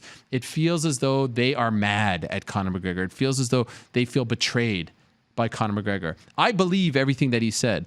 I believe that he feels really bad about the state of his career. I believe that he feels really ashamed about punching that man at that bar in Ireland back in April. I really believe that he is sincere when he talks about these things. But at some point, you can't be sincere anymore. You can't apologize anymore. You just have to do it. You have to stay out of trouble. You have to get back on track. You have to start winning again. You have to remind people what made you so popular, what made you so beloved. And it has been a while since we were reminded of that. And so the fans seem really mad at him. That was my biggest takeaway. Like, they are mad at this guy. They are disappointed in this guy. They feel let down by this guy. I've told the story in the past about being in Ireland 5 years ago for the Brandao fight, and these young kids came up to me and said, you know, that guy gives us hope. I don't know if that's the case anymore. And I think he believes that. He knows that. He feels that. He said it hurts him in his soul when he sees how the fans have turned on him or how they feel about him now. And I didn't really quite get that. Like, look, Conor has always brought out the worst in people, I believe, even dating back to his debut. He beats Marcus Brimage. Oh, he shouldn't get the main event walkout against Holloway. He beats Holloway. Oh, he hasn't done anything to headline this show, you know, against Brandao. Oh, he's getting an easy opponent. Oh, how dare he call out Dustin Poirier? Oh, they're feeding him a cupcake in Dennis Seaver. Oh, how dare he say these things about Jose Aldo? Oh, he's getting a Chad Mendez on short notice. He doesn't deserve an interim title fight. Oh, that punch against Aldo, that was a lucky punch. Oh, you know, why does he deserve a Nate Diaz rematch? Oh, why does he deserve an Eddie Alvarez title fight? Why does he deserve an RDA? Like, he always seems to have brought out the worst in people. Like, people get so passionate, they get so upset about the trajectory of his career. But now a lot of that has become validated. Oh, I told you this guy wasn't deserving of all of this. He didn't warrant all of this attention, all of this push, all of this marketing. Of course he didn't. And now it's an opportunity for a lot of those fans to be even more vocal. So I've noticed from the fans that they have turned on him and they don't feel as supportive of him. And I think he has noticed that as well. And so I think that really he has to work very hard to get back on track. He has to work very hard to start winning again. And all that will go away. I firmly believe that. But, you know, it has not been a good year. It really hasn't. The sport needs him back. The fighters need him back. He raises the pay, whether we all want to admit it or not. The UFC needs him back. ESPN needs him back. Everyone needs him back. The media needs him back. When Conor's doing good things, it's better for all of us. And I'm happy to see that he recognizes that. Now, is he going to put that into practice? Is he going to be able to stay clean? Is he going to be able to stay out of trouble? Is he going to be able to do more good than bad? Is he going to be able to get back on track and start winning fights? Only time will tell. And so he could say all these things. I believe that he really believes what he says, that he is sincere about the things that he's saying. Now the big question is, can he get back on track? Can he actually do what he is saying? We'll find out. But I thought that was a sincere and honest Conor McGregor. I know fans are very quick to roll their eyes when someone comes out and apologizes. Oh, it's just PR. Oh, it's just a crafted thing. It's insincere. He was told to do that. I know this man. I've been talking to him for a long time. That was a different Conor. I don't care what any of you say. That was a different Conor McGregor. That was a humbled Conor McGregor. It was an ashamed Conor McGregor. Now, does he turn that into something? Will he put it into practice? We'll find out. But, you know, of course it's PR. Of course, everything we do is PR. They were here for PR just now. The next person we talk to is here for PR. Everything is PR. Like, to say otherwise, you don't like, what do you, of course, everything is PR in the media. Now we find out, is it just PR or is he actually being honest with us? That remains to be seen. But I appreciate everyone watching and all the feedback. I appreciate it. And we'll see. It's going to be an interesting story. We haven't seen him in that light before, and now the pressure's on. He is at the crossroad of his career. Does he go this way or this way? We'll find out. We shall find out. It's going to be very interesting. All right, let's move along now to our next guest. He made headlines just a couple of weeks ago when he won on the Contender Series. So a Contender Series theme we have thus far. We've got Nick Newell, who lost in his Contender Series fight, didn't get signed. We have Austin Vanderford, who won his Contender Series fight but didn't get picked up. And now we have Brok Weaver, who won just a couple of weeks ago and did get picked up. There he is. Brok Weaver joining us via the magic of Skype. Brok, how are you? What's up, man? I'm good. And who are we being joined by as well behind you? Oh, this is my ace one. It's my hype man. This is the Mowa Jon Snow. He goes everywhere with me. He does really? Everything with me. Okay, I appreciate that. Well, it's nice to meet both of you. It's great to have you on the program. And could I ask, what is painted on your face? This is my Choctaw tribal paint.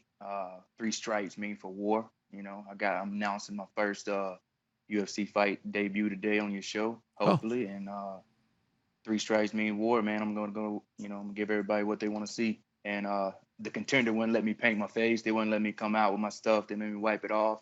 And everybody asked why I didn't do it like I did my other fights. And I'm just, doing it on here. It's part of my character. It's part of my tribe. It's part of me.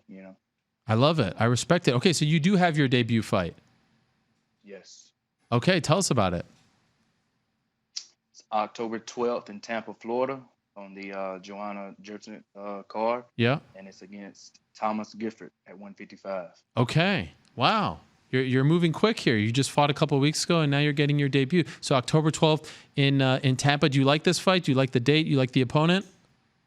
Yeah, man. I told Dana in the interview I'll fight 8 times a year.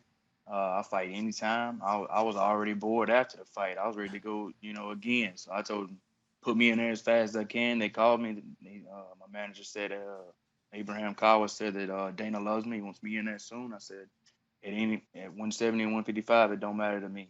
Put me in there against whoever, and I'm down. And within weeks, they've hit me up, and they want me in there. And Tampa ain't too far from where I live, so I can bring the whole tribe there, and we can pack it out, make some noise, and hopefully I can get like knockout at night or fight at night bonus. My opponent, he's tough. I watched his videos, and that's what I see about him. He's tough, and he can take a lot of punishment, and I can give a lot of punishment. So I look to get a bonus or something.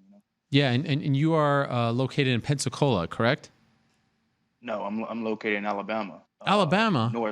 North of Pensacola, about an hour and a half north of Pensacola Indian Reservation. Okay. What is the name of the reservation? McIntosh, Alabama. Okay. And your nickname, I want to get this correct. Is it, correct me if I'm mispronouncing it, is it Chata Tuska? Yes. What does that mean? It means Choctaw warrior. The Mowa is the band of Choctaw Indians we are. In Choctaw, there's 16 different bands of Indians, and Mowa is a small band of us, and we just took Chattahoochee and it's Choctaw Warrior, and I'm out here, fighting for the tribe because we're still only a state recognized tribe, and that's the whole goal, is to get seen, to get noticed. Maybe Trump can do something for us. He's over here helping Kobe Covington out, chilling with him in the White House. Maybe he can sign some dotted lines and get us federal recognized. Who knows? If I make enough noise, get a belt, anything can happen. Okay. So has your success as of late getting signed by the UFC, have you felt the impact of that among your people? Do you feel like you're giving them hope that you're a representative of them? Or are you feeling that burden?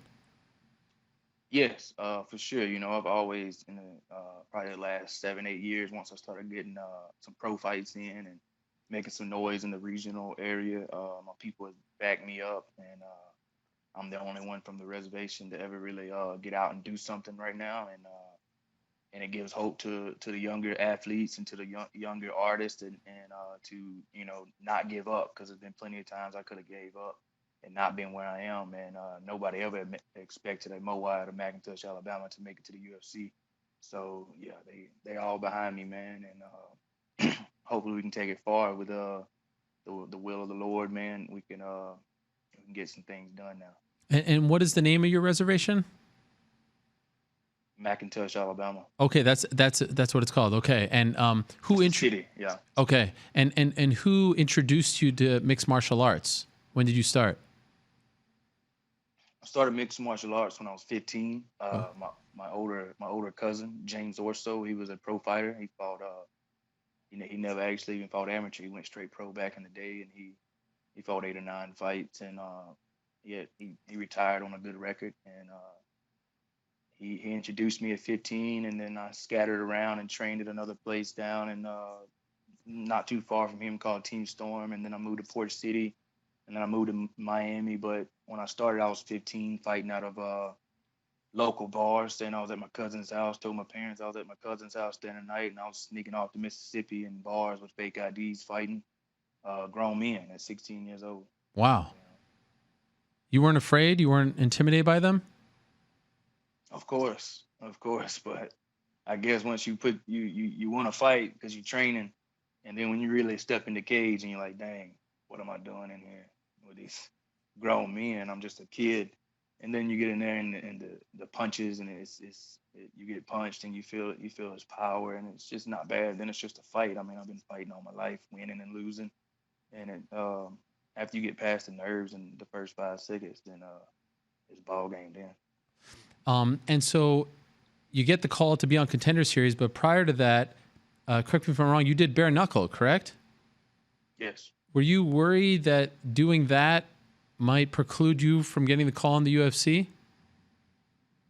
No one has gone yet really... in this era of bare knuckle. No one, to the best of my knowledge, has gone from that to the big leagues, so to speak. You know what I mean? Yeah. I had took a 10-month off from MMA and got my life together and got closer with God and when I was offered the bare knuckle fight, it was against a legend from MMA, from the UFC, Joe Riggs. Right. You know, and I was walking around like 185, and I'm pretty sure he's over 200. You know, and they wanted to fight at 185, so I was like, hey man, you know, do a little payday. I'm a good boxer. It's matching my skill aspect. Joe Riggs is a powerful hitter. I thought I could beat him in speed and out technically. And you know, I just wanted to be the reason I did it. I just wanted to be the legend.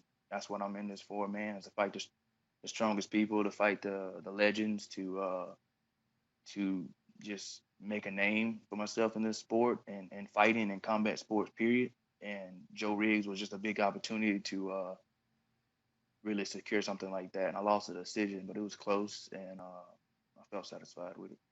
Why I did didn't you get hurt either. Right? Why did you take a break from the sport? I took a break. I wasn't doing too good in my personal life. Me and my wife had split up, and before we were married, and I just was partying a lot and being local. I had just beat Felony, Crazy Horse, whatever, and thought I was on the high horse of that. I thought I could. Took a break thinking that I could get late notice UFC calls on a 4-fight win streak. Just beat him, and just for some dumb reason, I just took a real long break and never knew I wasn't never gonna retire for good. But I've been in camp since I was 16 years old. I've never took a break, you know, and I just think that it was time for me to take a break, and it helped me out, cleared my mind, got my life together, and now I'm back, and I got on another little fight win streak, and now I'm here. So know? you feel better now? Yes, much better. Okay, so it came at a good time, maybe take a bit of a reset, and now here you are, you get the Contender Series fight. You get the Contender Series fight, and the fight doesn't actually come to fruition. Your opponent has to pull out. What was that like for you? Like, you're so close just a few weeks ago, and you're there, and then he pulls out at the 11th hour, and of course, they ended up rescheduling you. It all works out, but just being in Las Vegas, so close to potentially realizing your dream, and you have to wait a little longer. How did you handle that? Yeah, man, I was, cutting weight. I was actually on weight Sunday night and went to sleep about 12 and woke up about 7. I had already made my weight, 171. And Sean Shelby had texted me and said, hey, this is Sean Shelby from the UFC. Stop cutting weight. Your opponent got sick. Immediately, I was crushed, no, this did not just happen, So I called my manager. He told me what happened, and then Sean called me back at about 12 that day and confirmed that I ain't fighting and that he was gonna get me another fight. And just a mixed emotions, man. I flew out from Bama. I did this camp. This was my shot, but I feel like my whole career has been a roller coaster of me almost making it. Like December 21st, I took a fight on the Dana White Looking for a Fight show on Island Fights, and fought my teammate because there was nobody would fight me and nobody would fight him. So we fought each other to best. We sparring every day, killing each other. Hey, might as well get in the ring and put on a show for Dana White, and hopefully one of us get the contract or both or whatever. And he had broke his foot or something and couldn't come to that. The night of weigh-ins, just like this was, it was both night of weigh-ins after I done made weight, ready to fight. Things like this happen. So it's like my whole career is like, man, Am I ever gonna make it? Am I ever gonna get a chance to prove myself, to shine in front of the man, you know? And yeah, it was a letdown. But I talked to Sean that night under week 1 of the Contender, and he told me that he had already found me another opponent. He gave me his name. I looked him up immediately. Saw that he was a tough, skilled, athletic guy. He's coming down from 185. But I train with bigger people all the time, and at that point, man, I was just like, I don't care if it's Rashad's godson. I don't care if you give me Rashad Evans. I'm gonna fight him. I'm gonna do what I do, and hopefully get that contract. And I did. And I love everything about you, Brok. I love the way you fight. You're a fun fighter to watch. I love the fact that you understand the showmanship aspect to the game. Your post-fight interview with Laura Sanko was phenomenal, the best one in the history of that series. And I'm wondering if you are someone who grew up watching pro wrestling, because I see a lot of pro wrestling elements in you. And I'm okay. I'm not saying that to disparage you. I'm giving you a compliment. You understand that it's not just about going out there and fighting fights. So who are your inspirations from the world of pro wrestling? Because I see it when you talk, the way you look right now, the way you, like, everything about it to me is pro wrestling, which is brilliant. We need more of this in the sport, if you ask me. Who are some of your inspirations? Man, my grandpa absolutely is like the biggest wrestling fan of all time. Like, this dude watches he still watches wrestling. He watches the Japanese wrestling. He watches every wrestling that can come on TV anywhere. And like, that's all he does. Watch Wheel of Fortune and wrestling. So I grew up right there watching it, man. The Rock, of course, you know, Stone Cold Steve Austin, Goldberg is the greatest of all time to me. If you ask Sting, I love Sting because of the long hair, the paint, the face, you know, Bret Hart, of course. You just had him on the show earlier. I loved him. I love the Hardy brothers, man. You know, fighting is something that I've always been natured to, because I feel like I'm a warrior and I've always been fighting. But you might not can fight forever. You know, I always thought I have a good personality. I paint my face up good. I used to be the Joker 4 or 5 Halloweens in a row. Everybody thought I played that part good. I mean, my next career could be acting or could be in wrestling, you know, and that's always a B option for me. And when I go out to fight, the most important part about fighting is to show up at the weigh-ins, to look the part, to play the part, to get in my opponent's head, to get him mentally more weak than he already is, because we're both nervous and we're both scared and we both don't really know what's going to happen on fight night, you know. So if I can get in his head a little bit more by putting on my face paint, by dressing up, by acting like I don't really care about this, I'm just going to go out there and scap you, then, you know, it's going to help me in the cage. I get in there and I look through his soul and I catch him not looking eye contact with me. And that's just fuel for me. And the energy I bring, the energy my boys bring right here behind me, I mean, it's all part of who we are. With Moab, we always grew up. It's all about the hype. It's all about the showsman, you know, and I've always been called a showsman. I feed off that, the walkout, the everything. That's the fight's just a fight. We don't know what's going to happen in there. I know I'm going to come in, I'm going to fight you, and one of us going to get hurt or not. One of us going to get knocked out, submitted, a decision. Oh, well, but I just got to make sure every time that I feel the energy, I feel my people, I feel the audience. I take my opponent's people, and by the end of the fight, they going for me secretly, you know? And that's what I love, and that's what I've always tried to bring. And by the grace of God, I've been able to do it. And yeah, man. I hope they let you be you, even despite, you know, because I get worried about the Reebok deal and all that. I hope they let you paint your face and do your thing, because we need personalities like this in our sport. You know what I mean? Not everyone should be the same. We don't want uniformity, right? Yeah. That's important. Are you going to bring your hype man with you? Oh, yeah. To your fight? He'll be there. He's going to be there. You see him. In your corner? Even though he doesn't? He ain't going to be in the corner. No. He ain't going to be in the corner, but we're going to try to get him in the walkout. Okay. So. Oh, I like that. Now, let me ask you this. Since you had such a great promo, you know, after the victory on Contender Series, can I get a promo about October 12th, Tampa Bay or Tampa, Florida? Can we get something about your official UFC debut? What's on your mind when I ask you about that? With a promo, what you mean, like I want to know why people should tune in. Why should people watch this fight? Why should people care about Brock Weaver? Who are you? There's a million of fighters out there. There's a million different guys trying to get over. Why should I watch you on October 12th? Well, I mean, there's no other way. You're gonna see me. You're gonna see me at the weigh-ins. You're gonna see me painted up. You're gonna see me come. I'm gonna look him in the eye. I mean, he's probably watching this interview right now. And if you are Thomas Gifford, just know you in for a war, man. These 3 stripes. This means war. And October 12th, that's exactly what it's gonna be. I'm gonna come. I'm gonna try to take your head off. And if you ain't ready, then that's what's gonna happen. I'm not just fighting for a family. I'm not fighting for kids. I'm not fighting just for anything. I'm fighting for all the kids and families of my reservation. I'm fighting to be the federal recognizers. I'm fighting for all the tribes out there. You know, if I'm fighting for Trump to see us. I want Trump, man. If Trump really wants to make America great again, then he should look towards the first people of the land and start federal recognized, some state recognized tribes out here that are in poverty. I mean, I'm fighting for I ain't just fighting like Conor. He fights for Ireland. All right? Ireland's not even behind him no more. I'm fighting for a tribe. I'm fighting for all the tribes out there, man. You know, I'm fighting for all the Christians out there, man. I'm fighting for God. I don't want to be no fake Christian in there saying that you're somebody's godly and then they get out and they ain't got no fruits in their life. I'm fighting for the right cause, man.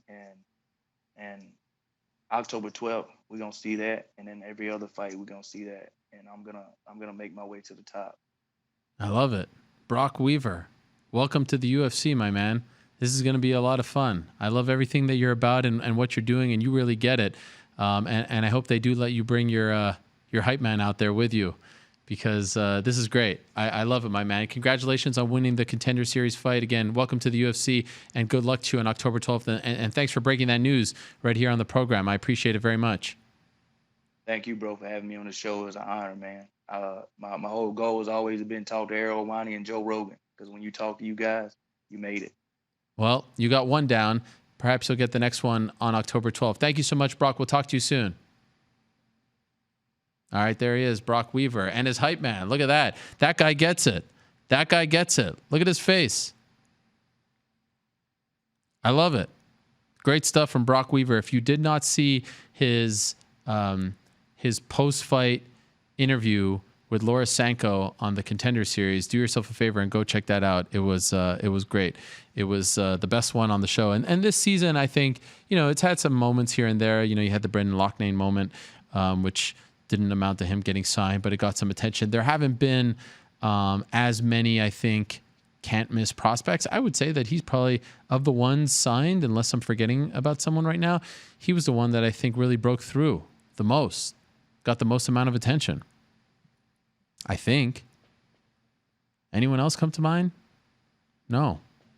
That actually got signed by the UFC. The post-fight interview was great. He was all fired up. Dana White was laughing, loving it. It was really great stuff. So that's Brock Weaver, and he is making his way to Tampa on October the 12th. Coming up in a matter of moments, we're going to be joined by Germaine de Randamie. It was announced late last week, or early last week, I think, that she is fighting Amanda Nunes at UFC 245 on December 14th in Las Vegas. That's one of the titles on the line that night. I suspect another title fight will be added to that card. There have been some rumblings that Max Holloway versus Alex Volkanovski is going to be on that card, or is already on that card. What I could tell you is both fighters want to be on that card, especially now that that fight isn't happening at UFC 243, which is a shame, which makes you kind of regret the fact that they put Holloway on the Edmonton card, because I really think if they were trying to sell 60,000 tickets to the UFC 243 card on October 5th in Australia, Melbourne, Australia, as the locals like to say, Melbourne, Australia, as the locals like to say, that would have really cemented it. I think, as I reported last week, they were at 30,000. I haven't checked since, but they shouldn't have the hardest time. It'll probably pick up. 30,000 right off the bat is a supremely impressive number, no doubt about that. But that fight is not going to happen on October 5th, and now they're looking at it happening on December 14th. So do they put that fight on December 14th in addition to the de Randamie Nunes fight? I think it makes a lot of sense, but do they want to stack it with 2, maybe 3 titles on that card? Will John Jones fight? John Jones has said repeatedly he wants to fight on the December 14th card. The only guy out there right now is Jan, who we'll be talking to later in the program. But what about MSG? Who's going to be on that one? Colby Covington, Kamaru Usman makes all the sense in the world. I was hearing lately that they were having a little trouble finalizing that fight. So do they try to go with Nate Diaz versus Jorge Masvidal on that card, on the MSG card? I think Jorge Masvidal versus Nate Diaz is, as I said last week, one of the few fights that is a non-title fight that can headline a pay-per-view. And so you don't need anything else. They're going to make a lot of money. They're going to attract a lot of attention. They're going to make you a lot of money. The question is the UFC prepared to pay them what they think they should earn for that fight, what they want to make for that fight? That is far from done at this point. Both fighters want it. That's clear. They're not playing games. They both very much want that fight next. Masvidal wants Nate. You saw the reaction. You saw the look on his face. He's commented on it since. Nate wants Masvidal. Most importantly, he controls it here.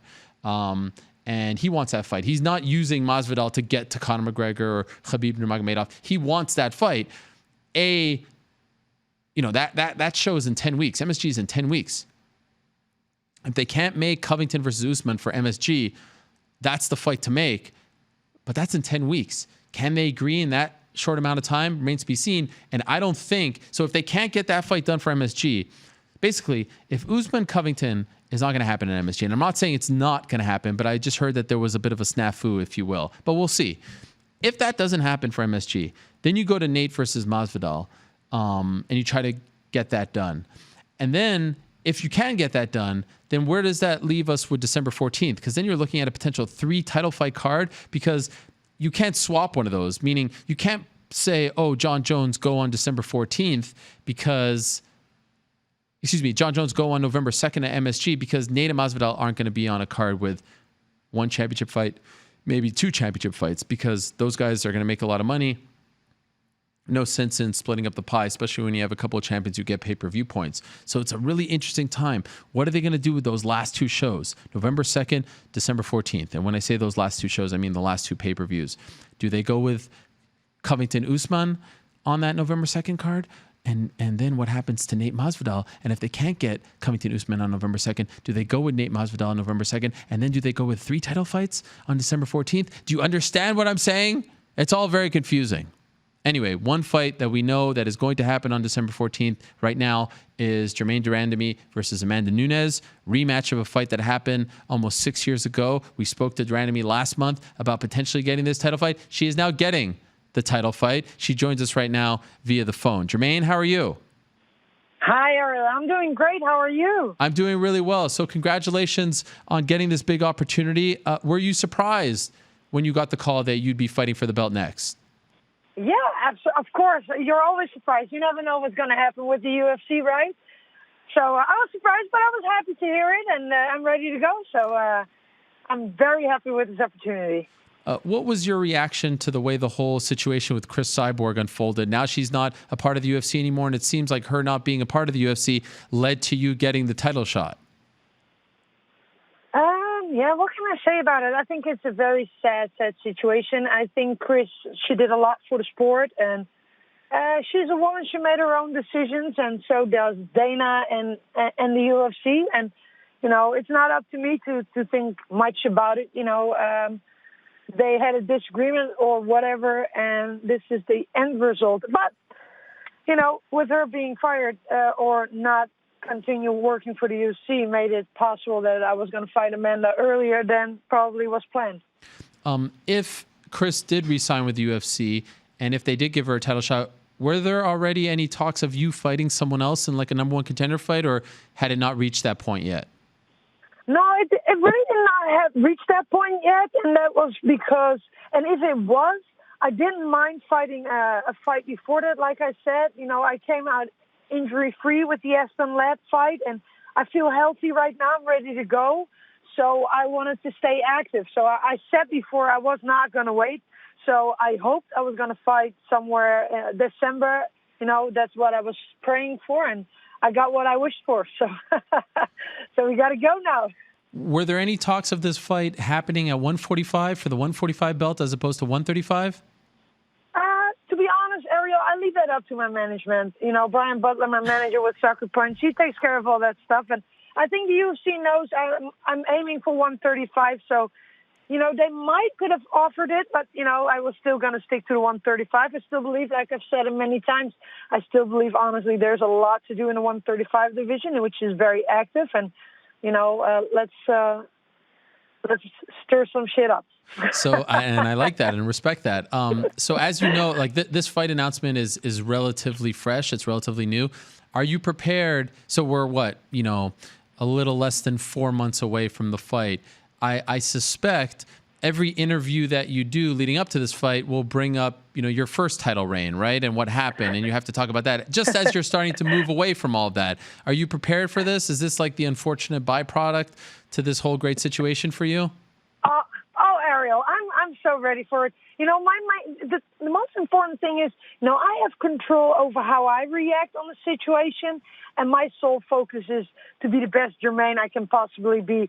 This is going to be a very, very tough fight for me, but also for Amanda. I believe, I bring something to the table right now that I wasn't able to bring 6 years ago, and I'm different. I'm a different fighter. She's a different fighter, so it's going to be a totally different game. And, the past will always be the past, and people can always bring that up, but after December 14th, it's all up to me to leave it all in there and leave all the talks behind. What do you bring differently to the table that you didn't bring prior and to your first fight in 2013? I enjoy being here. I enjoy doing this. I love doing this. I appreciate it more than ever before. I've worked a lot on the things I should have worked on, and mentally, physically, I'm so much better than I've ever been. And now having 4 months to prepare myself for the toughest fight of my career, that's all I need. Wow. So are you saying back in 2013 when you fought her the first time, you didn't necessarily enjoy MMA? I enjoyed it, but I didn't embrace it yet. I was still that kickboxer, scared to be taken down. And I'm not that kickboxer anymore. I believe right now I'm really an MMA fighter. If the fight goes to the ground, we are going to see a different fight than we saw in 2013. I'm not going to be helpless anymore and not know what to do. I'm going to bring a different fight, that's for sure. What do you remember from that first fight, from being in there with her? I mean, obviously it was a pretty short fight. It ended in the first round. Unique setting, right? Fight for the troops, Fort Campbell, Kentucky. Just the troops there. But as far as the actual fight goes and being in there with Amanda, and this was before she was Amanda Nunes, arguably the greatest of all time, before she was a champion. What do you remember from that experience of fighting her? I've never focused too much on Amanda. I've learned a lot about myself going into that fight with absolutely the wrong mindset. Not being as committed as I am now. What I remember is that I made a lot of mistakes. But honestly, I would love to face the baddest woman on the planet. And at this point, this is right now Amanda Nunes. And that's what I love to do. And that drives and motivates me enough. I don't look at that fight 2013 anymore. I'm past that fight. I've done so much more. I've worked on so much more stuff. I'm not that girl from 2013 anymore. I'm a different version of myself right now. When's the last time you watched that fight, if ever? I think 2 days after that fight was the last time I watched it. Okay. I've never watched it again. I know everything. I know everything what happened in the fight. It was that clear. And do you think you will watch it in the build-up to this one, or are you done watching that one? No, I'm done watching that. I'm not even going to watch Amanda's fight that she fought recently. Really? I leave that up. Yeah, I leave that up to my coaches. I honestly, I'm focused on me, and they know what to train on. They know the points I should take in my camp. But I'm not, I'm really focused on being the best me, and that's all I can do. I mean, I can focus on Amanda and try to change my game in 4 months of something I worked for 20 years. That's going to be very hard. I can work on the things I need to work on and be the best version of me. And that is what I'm going to do. I'm going to be the best version of me. Is that something that you typically do? Like, do you not watch your opponent's fights leading up to your bouts against them? Yeah, absolutely. I Really? hate watching. I absolutely hate watching it. I just don't. I just don't like it. Honestly, when I step in there, I want to put my will on my opponents. It doesn't matter what they want to do. I want to fight my game plan. I don't want to think what Amanda's going to do. I know what she's going to do. Or, in a fight, we will see what she's going to do. We can adjust to that. After 20 years of fighting, you learn how to adjust at some points. And like I said, my coaches, they watched it a couple times. We don't even mention my opponent's name during camp. It's just, I'm going to fight somebody, and we're focusing on Germaine, on her weaknesses, on her strong points, the things we need to work on to be the best me. But I'm assuming you watched her fights, like when she just fought Holly Holm and the Chris Cyborg fight. You've seen those, right? Like in real time? No, I've seen clips of the Cyborg fight, but I haven't seen the Holly fight. Yeah, I haven't seen it. Wow. And you have no interest in watching. You're about to go in a cage with her. You have no interest in seeing how she did in her last fight. No, I know what she did in her last fight. I have no interest in seeing it because I know I will not face the Amanda who was fighting Holly. I will not face Amanda who was fighting Chris Cyborg. I'm facing Amanda Nunes who will face me. So she will come in this fight with a different game plan she has for Holly or for Cyborg. I'm a different version. I'm me. No, I'm not going to watch. Because I can look at things and be like, okay, she might do this or she might do that, but I'm a different fighter from them. I have a totally different fighting style than they have. So she has to adjust too. And I don't like adjusting that much. And so if you would have gone, Germaine, on like a 15-fight winning streak now, right? But for whatever reason, not fought for the belt. Like Tony Ferguson, you win 12 in a row, you don't fight for the belt. I'm sure you know that part of the legacy will be what happened when you won the title. But now you win this fight, all that goes away. Like there's a whole new narrative. Do you reckon is that of interest to you? Does that get you excited? Hell yeah, but listen, imagine if I win the belt, how great it's going to be. But imagine how great it's already been. I'm fighting for the title again. Yeah. So many people told me I should stop. I'm worthless. I cannot fight. I should stop fighting. And guess what? I got badly injured. Doctors told me you can never fight again. So many people have told me that, but I never gave up, Ariel. And look at me. I bet you, it doesn't matter. Even after the Aston leg, not a lot of people thought I was going to get a title shot. And I'm going to fight for the title. After so many people told me I was done. I already won. I can only make this party even better. I'm in control of making this the best party ever. And what was the injury? My eye. Oh, that's right. Yeah, that's right. Wow. Yeah, that you revealed after. I mean, that's just amazing. And I'm sure there was a part of you, considering what happened, maybe you thought you'd just never get a title. Like UFC wouldn't trust you. They wouldn't want to give you that shot or put you in that opportunity, right? This must feel good just to be given this opportunity. Hell yeah, of course it feels good to be given this opportunity. But at the same time, my team and we worked our asses off to get in this position. And if the UFC wanted me to fight another couple people before they would give me that title shot, I would have been okay with that because I would have fought my ass off to get that title shot again, just to get it again, just to prove myself that, and not only me, but so many people out there, their hard work does pay. And I'm the living proof it does work out. Just do not give up. Just do not give up if you have a dream.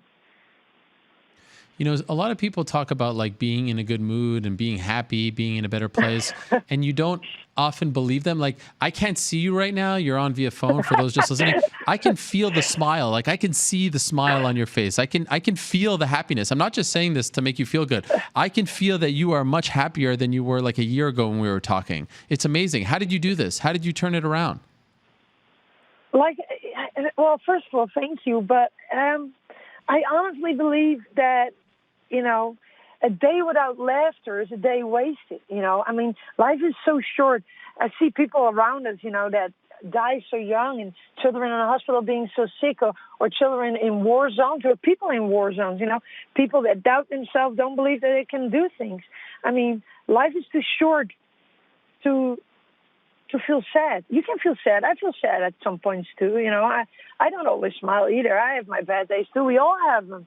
You know, but there comes a point I just put my shoulders underneath it, and I like to think in solutions, not in problems. You know, if one thing doesn't work, we find another way to make it work. But we're gonna make it work. I love it. I just want to be positive. You're an inspiration. It's an amazing story. Also, a lot of new fans might not know you once fought a man in a boxing match, right? Wasn't he like 40 pounds heavier than you? Is that accurate? Yeah, he was. Yeah, that's accurate. And you knocked him out, Yeah, correct? Yeah, I did knock him out, yeah. And this was like a real fight. It wasn't like a fixed match or a fake. It was like a real boxing match. This was a pro boxing match. Yeah, absolutely. That's insane. He tried to rip my head off. What were the circumstances? How did they get away with booking this fight? Well, you know, the TV was interesting in doing something like that. And this guy had only 3 fights, and I had like 20 fights. And they said, "Are you interested in doing that? Because you have way more experience, and he wants to take it up with a girl, but we want to show it on TV." And I'm like, at first I was like, always like, you know, a woman should not fight a man. You know, a man is mostly stronger than a woman. They should not do that. But at the same time, I was like, man, this is a challenge. But I'm an adrenaline junkie. I like to try things, and I'm not gonna lie, I was scared as hell. You know, in the beginning, when I looked at him, I'm like, damn, he's big. But I mean, you know, what? Yeah. Like Jorge Masvidal said it last time, you know, and I love his words. It's just a fight. We're just gonna fight. Wow. And he was going 100%, right? Like he didn't take it easy on you. Oh, so I knocked him down in the first round. He got an 8 count, and in the 4th round, he just pushed me against the rope, started banging on my head, and I'm like, okay, double defense. I saw a hole, and I knocked him out. And what round was this? The 4th round. First? No, the 4th. Fourth round. And how many rounds was it supposed to be? I think 5 or 6. 5. And what year was this? God, man, I was young. It must have been, I think, 2006, maybe. 2006. I don't know exactly. Maybe 2007. I don't exactly know. I'm sorry. Well, the reason I ask you about this, I don't know if you've seen Henry Cejudo calling out Valentina Shevchenko. Have you seen this? Yeah, I saw it. What do you make of this? Considering you're the actual, you're one of the very few people that actually did fight a man. What do you make of this? I don't know. Just probably a PR stunt. I stick to that. You know, I don't know. I honestly believe a man, and maybe I'm not in the right position to say this, but I honestly believe a man and a woman should actually not fight. You know, we can train together, but we should not fight.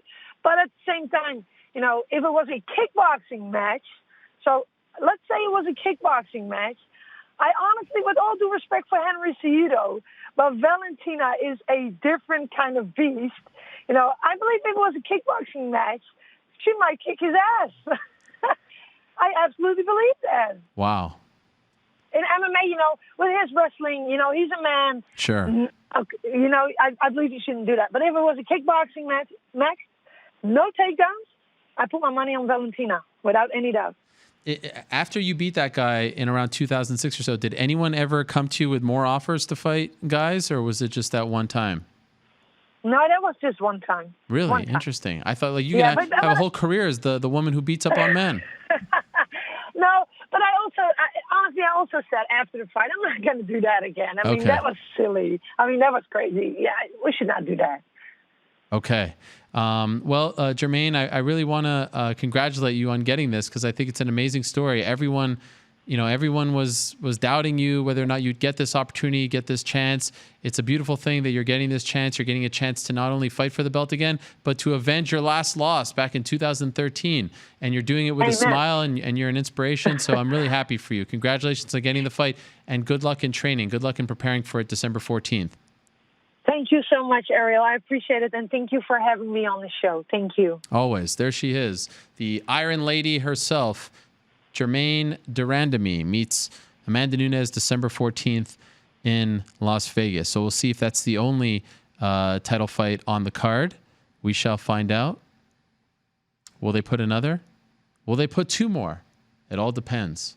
There's a whole domino effect that has to happen from November 2nd to December 14th. It's going to be interesting end of the year for the UFC. Do we have our next guest lined up? I was a little confused. All right. All right, coming up in a matter of moments, it is going to be very exciting for me personally. I don't often. You ever see that Chris Farley Saturday Night Live episode where he's interviewing Paul McCartney and he's like, "Remember that one time where you did this? Remember that one time where you did that?" Well, that's what I'm going to do right now for you, because it's not often that you get to interview a childhood hero. And I don't like to say this because I don't want to make the guests. I don't want to age them. I don't want to make them feel old. But to me, Bret Hart, as I said at the top of the show, when I was a young kid, I idolized this man. I adored this man. He was my favorite pro wrestler, is my favorite pro wrestler of all time. He is a legitimate Canadian hero. He, at one point, in my opinion, was the most famous Canadian on the planet, more so than the great Wayne Gretzky. And when I was a young kid, I used to, when I would go to the doctor, I would close my eyes and I was afraid of the needle, and I would think of a happy thought, and the happy thought was Bret Hart winning the WWF Championship. That's how much I loved him. And loved the Hart Foundation, Owen Hart. I remember the first grade, my parents took me to the Montreal Forum, surprise birthday party. All the kids, it was a Friday night at the Montreal Forum. All the kids were talking about going to WWF that night. I didn't have tickets. I'm playing in the basement with my brothers, and all of a sudden I see some kids' feet walk through the window. I remember this vividly. I say, "Who are those kids up there?" I run upstairs, and it's a surprise party for me. Surprise party for me, and we're all going to the Forum to watch WWF, a house show on a Friday night, first grade. I'm like 6 or 7. And I remember Bret Hart, Mr. Perfect, went the distance, time limit match, phenomenal match. And I remember they went back and forth. Bret Hart and Mr. Perfect, the late, great Kurt Hennig, they were magic together. They were the best. And the match was going back and forth. It was great. And at the very end, Perfect is out, and Bret Hart crawls to him, and he goes on top of him, and they go 1, 2, and then the bell rings, and they said, "Time limit. Match ends in a draw." And I was devastated. I was eating it up. We were all the way in the rafters, but it's one of the greatest memories of my childhood. And so to get the opportunity to have him on the show in a matter of moments is a huge, massive honor for me. The man has been through a lot. Certainly, the ups and downs, well documented. If you've never seen the documentary Wrestling with Shadows, I could not recommend it anymore. And I know there's some of you say, "Oh, pro wrestling, MMA." This guy's a legit shooter. The Hart family, Stu Hart, are you kidding me? The Dungeon in Calgary, Alberta, Canada, legit tough people. Like, I don't care what you think of wrestling, pro wrestling, scripted, fake, whatever, legit tough guys. Absolute legit tough guys. Shooters, if you will. They will stretch you out. They will make you cry. They will make you beg. They will make you say uncle, as they say. All of them. Stu all the way down to, the youngest. Amazing. And in a matter of moments, we're going to be joined by the best there is, the best there was, and the best that there ever will be, Bret the Hitman Hart. I cannot wait for this. The pride of Calgary, Alberta, Canada. And like I said, back in 2012, we had the opportunity to interview him prior to UFC 149. Paul Lazenby, the great Paul Lazenby, hooked me up with him, and I couldn't believe just how down-to-earth he was. Went out of his way, drove to where we were staying, did the interview with me. It was incredible. I couldn't believe it. This is Bret Hart. This is Canadian royalty. One of my all-time favorite athletes of all time. One of my all-time favorite athletes of all time. Yes, I said that. I'm acting like a bit of a fanboy here, but I'm allowed to. So this is my Chris Farley, Paul McCartney moment. Watch me build this up so much and he doesn't show up, and I'm left all very sad. Okay, I take that back. He is here. The best there is, the best there was, the best there ever will be. I don't know if he heard my intro there, but it's an honor, an absolute honor and a privilege to say hello to Bret Hart on my program right now. Bret, how are you? I'm doing really good.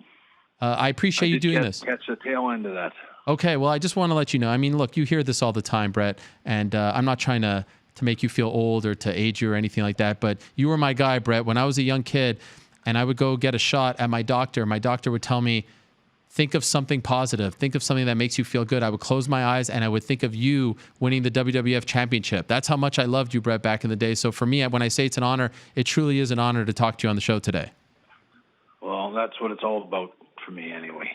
That's what's driven me for my career, and still the cherry on the cake for me is that I I tried to be a good hero for wrestling fans, and it seems to have been a lasting impression on. I meet fans every day that appreciate the everything I did. So that's the joy that I get from a career like the one I had. We had a fighter at the top of the show today named Nick Newell. He has one arm. He's a congenital amputee. He's fighting in Bellator. And he said that when he was a youngster, you actually gave him one of your glasses. And it was one of the happiest days of his life. And till this day, he's a fan of yours. So you're touching even current MMA fighters with the gesture that you did back in the day with the glasses. I'm just curious, off the top, how are you feeling these days, Bret? How are you doing physically? Oh, I'm doing really well. I have I'm all good on the cancer. I know some people were worried about me with the cancer a few years ago, but everything is good. I'm fit and healthy and loving life, so I got no complaints. I don't know if I was ever more disgusted, more upset than when I saw that man attack you at the Hall of Fame ceremony back in April. What was that all about? And did he hurt you at all? No, he didn't really hurt me, but I think some of the guys that piled on top of him affected me a little bit, but nothing in a serious way. But I'm just grateful that nothing serious did come from that event. It was, when you think of John Lennon and stuff like that. Yeah. Being a celebrity can be a dangerous occupation sometimes, and things like that can happen to anybody. And I'm just surprised that he was able to run all the way down and get into the ring the way he did. But I think you learn from stuff like that. I luckily had no problems out of that. Like I just hope that I think it was a bad move for the guy that did it. It was a bad day for him more so than it was a bad day for me. Did you know his motives? Did you ever find out why he did this? No, I never heard much about it one way or the other. Not yet anyway, but I think I've heard two different accounts. One was that he was a huge Vince McMahon fan, and then I heard that he was the opposite. I heard that he was upset because the girls were the main event and he was just trying to disrupt WWE, period. So I don't know which one of those is true. I don't really care. I actually went there with the sole objective of, remembering my late tag team partner and celebrating our careers and all the fun we had together as wrestlers. It was an important Hall of Fame for me, more important than my own induction a few years ago. It was one I did out of, it was a very emotional night for me to go in there and talk about Jim and the Hart Foundation and all that. And so when all that happened, I was so mad that somebody interrupted my speech. And I'm just glad that I was able to get back up and finish my respects to my tag partner. When you're at WWE events these days, Bret, do you feel comfortable there? Do you feel welcome, or will it never quite be the same? In the ring or out of the in the dressing room? Backstage around the people. I mean, for the longest time, we thought you'd never show up to a WWE event ever again and be associated with them. And I'm just wondering if you have valid reasons for not being comfortable or for not feeling welcome. I'm just wondering how you feel when you go to these events. Do you feel like it's family, or do you still feel like there's friction there? It's to the contrary. I think I worked with so many people on such a high level. Being the champion and being the superstar I was down there for so long, and sort of the main superstar for quite a few years. You make so many friends, whether it's technicians and television people, or a cameraman, or a guy with a clipboard, or somebody in the charity, works for the charities and some of the different things you do, or with media. And there's so many friends you meet on so many different levels. But for me, it's more like a family. I look forward to going to the back. I have a lot of friends and people that love and cared a lot about me and everything that happened with the big fallout with Vince and the screw job and all that stuff. Never affected any of those things. If anything, all those friendships and people that I used to know, I was sort of cut off from them for a long time. And when I go back now, you see them and you talk to them about how their families are doing. It's a close-knit, it's not all about wrestling. Sometimes it's about the friendships you make and the people that help you with your interviews and little promos. And little people that help you all the way through your career. Whether it's, I can remember even in Madison Square Garden as an example. Like, I used to know all the security guards and all the people that were in charge of security, when they let the wrestlers in. But you go there for, you're in Madison Square Garden for 17 years, and you see them every few months you're there. When I walk through Madison Square Garden when I'm in New York now, when I walk past, I still stop in and say hi to everybody, because I made a lot of friends with a lot of people there, and it's nice to stop in and say hi sometimes. And I feel like that with them, and I feel like that with WWE. And there's a lot of little people that have nothing to do with the decisions, say, that Vince McMahon makes in relation to me. How is your relationship with Vince these days? It's good. We have a good relationship. I have a good relationship, I believe, with everybody, from Paul to Stephanie and Vince. And I always think I was a pretty easy guy to work with anyway. And I think I've been welcomed back, and I get treated really well. So it's been a win-win for everybody, I think. When were you at your happiest, Bret? Is there a moment, a year, a time when you look back and you say, like, that was the best? Like, I'm nostalgic for that. I missed, that was a simple time. That was a great time, a happy time for me professionally. I miss those days. Is there one era or a year that comes to mind when I ask that? I loved so many of the years. I probably think 92, when I won the title, was such a great year for me. I think that's when I was probably in my best form. And I think that's when I really kind of believed that I was actually maybe for real the best wrestler in the world, and that it was important to. I always look at what I did as a pro wrestler more as I was a performance artist. I think I'm very proud of all my performances, and I think my matches are great stories. Most of the guys I've worked with, in my career, I think when I talk to them and meet them today, they always tell me that the greatest match they ever had in their whole career was, and they'll name some match that they had with me in a pay-per-view. And it makes me feel really proud to know that I gave so many wrestlers their best matches. And I'm very proud of my career and everything I did in it, which is probably why I was so stubborn about trying to protect it all the time. But 92 was a great year. 94 was a great year with Owen and all the stuff that happened. And 97 with the Hart Foundation, with all of us back together, with Pillman and Owen and Neidhart and everybody was great. And then when I go back to the very, very beginning with, say, WrestleManias 2, 3, and 4 and stuff like that with Jim the Anvil and the Hart Foundation, we weren't necessarily the biggest stars at that time. Our bigger days were coming, but it was so much fun being at the very at the front of all that, in the forefront of the wrestling when it started to become such a big sensation with Hulk Hogan and Hulkamania and WWE and everything that was going on.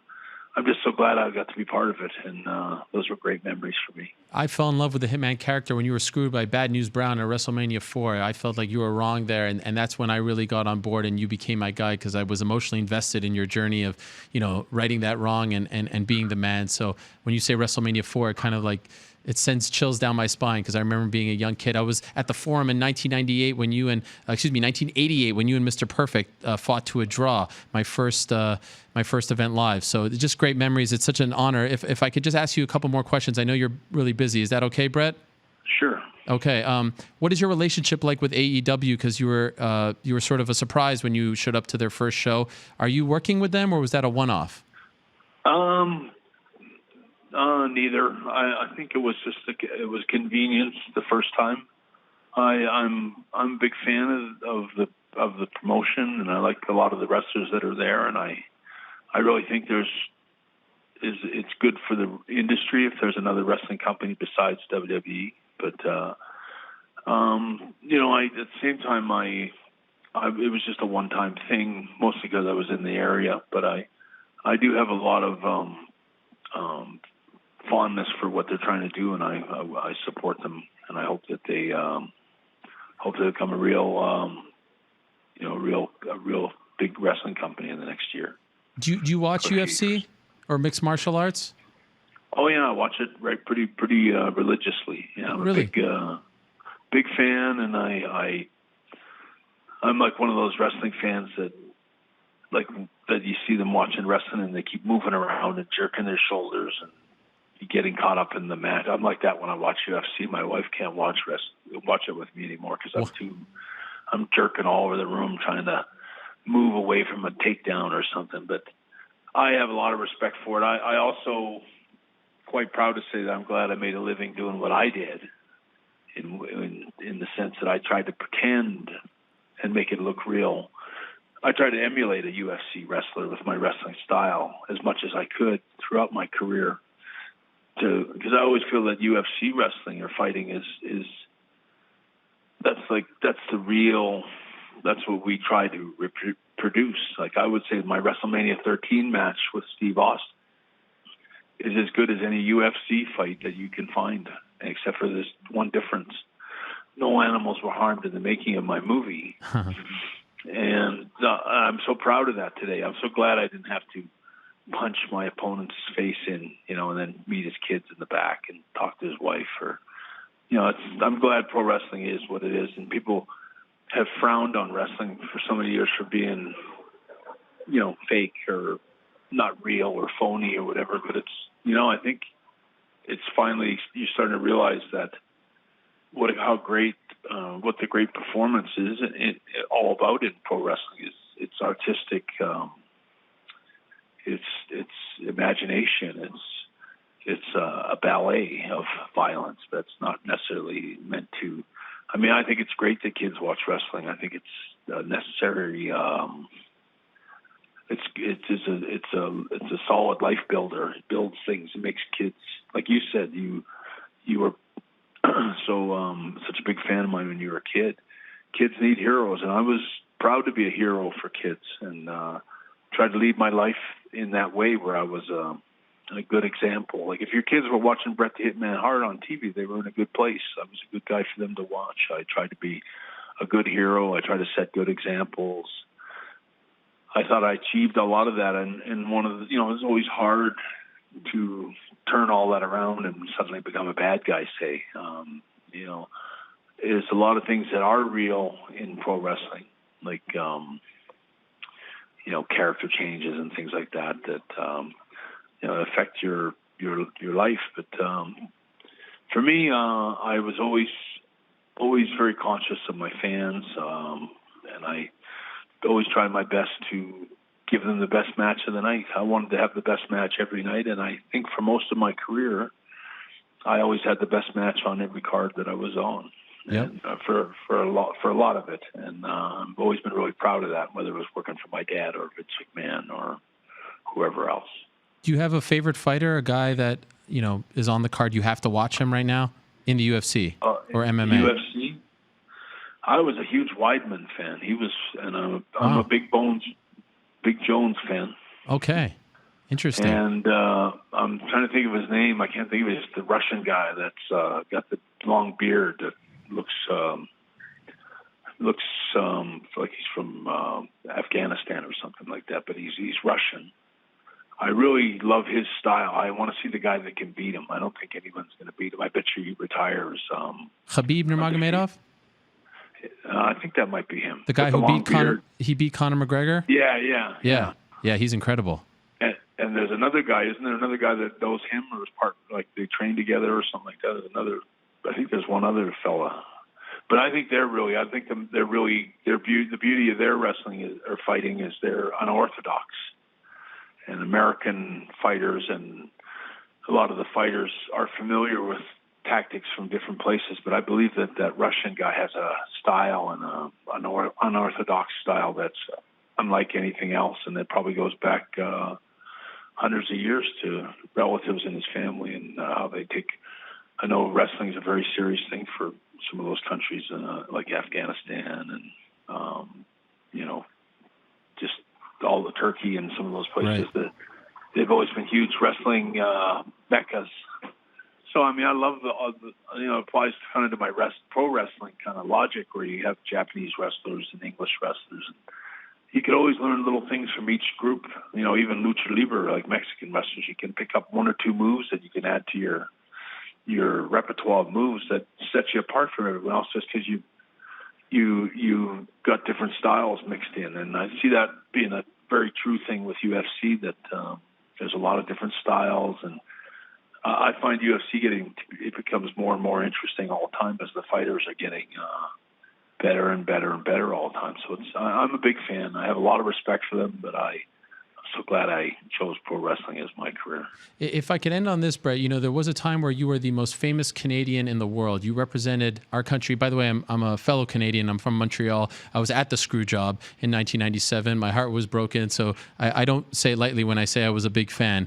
And you represented us so well, and the country continuously looked to you as a role model. And I'm reminded of your situation back in the 90s when you were so popular. And there's a fighter in our sport, I'm sure you've heard of him, Conor McGregor, who's going through a very tough time right now. And the country of Ireland seems to be turning on him because of things that he did. Now, you never got in trouble quite like that. But I do remember in your book, that was such a phenomenal read. You were very open about some of your, misfortunes, things, missteps and whatnot.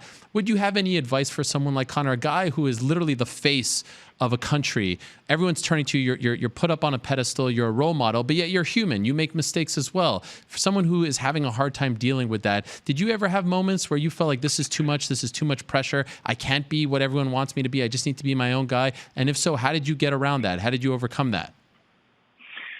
Well, I don't know that I ever had quite the pressure, say, that Conor McGregor did, but because I was always a good guy, a baby face, and being a baby face, unless you're kind of a jerk, a lousy person, and not very friendly or nice to your fans, and you're going to have those kind of problems. But being I was a hero, or most people that bothered me when I was champion always came up to tell me something nice, that, oh, my kid's a big fan of yours, or you're the greatest. Or I always found being famous and being being able to play the role of a hero every day for people was an honor. I take great pride in being a hero to kids, and I tried my best to always set a good example. Even now, I'd hate to see Bret the Hitman Hart, getting an impaired driving charge or something, or they catch me with a couple pounds of cocaine in my bag or something at an airport, or an underage girl, or caught shoplifting, or it doesn't take very much to sink a career. One stupid move can ruin everything and you see it happen all the time, where people make one stupid mistake and it costs them everything. And I remember I used to talk to Ken Shamrock, for example, about he was always getting assault charges. And I told him one time, I said, Ken, the next time you're going to punch somebody for saying something to you and you're going to get an assault charge, just think about all the money you're going to save and how much you can take all the money that you don't spend on a lawsuit and lawyers and paying somebody out, and spend that on your kids at Christmas time. And I remember he came up to me about a week later and he told me, he goes, that was the best advice anyone ever gave me. He goes, I try to remember that every time now. Whenever I get into an altercation, I just think back of what you said, and I think about Christmas and my kids, and I don't do it. And I guess in relation to what you're saying about Conor is, I would say that it's important to just always avoid, if you're having a good life, don't mess it up. And he's got a lot of good things in his life. Just don't be so stupid and reckless, because stupid things can happen and cost you big time sometimes in life. Bret, you're the man. Thank you so much for doing this. I really appreciate it. I wish nothing but the best to you and your family. I know your son recently celebrated a birthday. Just everything good to your family, I wish, because you guys were great to all of us Canadians and to wrestling fans all over the world. Such an honor for me to have you on the program. I can't thank you enough for taking some time out of your day. All the best to you. All right. Thank you. All right, there he is, Bret Hart. And, of course, he was joining us today to help promote King of the Ring, which continues this evening on the USA Network for World Wrestling Entertainment. A lot of exciting things going on with our friends over at WWE. Look at that. We got the first-round matchups. Who's behind this? Mike Wansover, the man. Last week, Corporate Jake took credit for this, and now we have to give proper credit. So, Mike Wansover, thank you very much for this. So I was right. Did I predict correctly that Samoa Joe was going to advance? And then we had Ricochet. I said Ricochet. Oh, that's still to come. Okay, that's tonight. And all the tournament matches featured weekly through September 10th, finals on September 15th at the Clash of Champions. What a great guy. Bret Hart, a legend of all legends. Was I too Chris Farley there, or did I balance it? You know, it's funny. You meet your like childhood idol, and like you start to get nostalgic. That was Bret Hart on my show. Are you kidding me? That was wild. I never got the glasses. Like, I actually bought the glasses, but I never had the glasses put on me. And yes, I was at the Montreal Screwjob. That is my claim to fame. 1997, I was there with my good friend Jason Tackethman. He explained to me everything that was going on, and we were sitting in the crowd. And I remember Bret getting screwed, and then I remember him trashing the announce table and the monitors and everything, and then doing the big WCW, and then showing up, and that was a whole mess of a situation with WCW. And he has been through a lot. 20-year anniversary of the death of Owen Hart back in May of this past year. My good friend John Pollock, who was on the MMA Reporters last week, did an amazing audio documentary about that tragedy. I highly suggest checking that out. And I wonder if my good friends over at the Cheap Heat podcast will talk about this interview. Of course, hosted by the one and only Peter Rosenberg, Stat Guy Greg, the corporate Jake to my Peter Rosenberg. Troy, who's our podcast producer, always wants me to give them a shout out for some reason. They never give me a shout out, but I always have to give them a shout out. So here you go. Cheap Heat on the house. Please talk about my interview with Bret Hart later on this week. I enjoy the podcast, and you can get it wherever you get your podcast, by the way. Google, Apple, all those places and more. All right. Now, matter of moments, I'll take off my fanboy hat. Now, I see I could be a fanboy. A lot of you will say I was a fanboy. Forget it. Let's talk about Jan Blachowicz. Let's talk about what he is trying to accomplish. He is trying to get a fight against, and by the way, Brok Weaver. I mean, like you say, I know you're saying, oh, pro wrestling. Why are you talking about it on an MMA show? Brok Weaver, Nick Newell on the show today talking about how it has influenced their own careers. All right? So I got 2 words. You know what I'm saying? Know what I'm saying? Jan Blachowicz is trying to get a fight against John Jones. He's coming off that great win over Luke Rockhold back in July.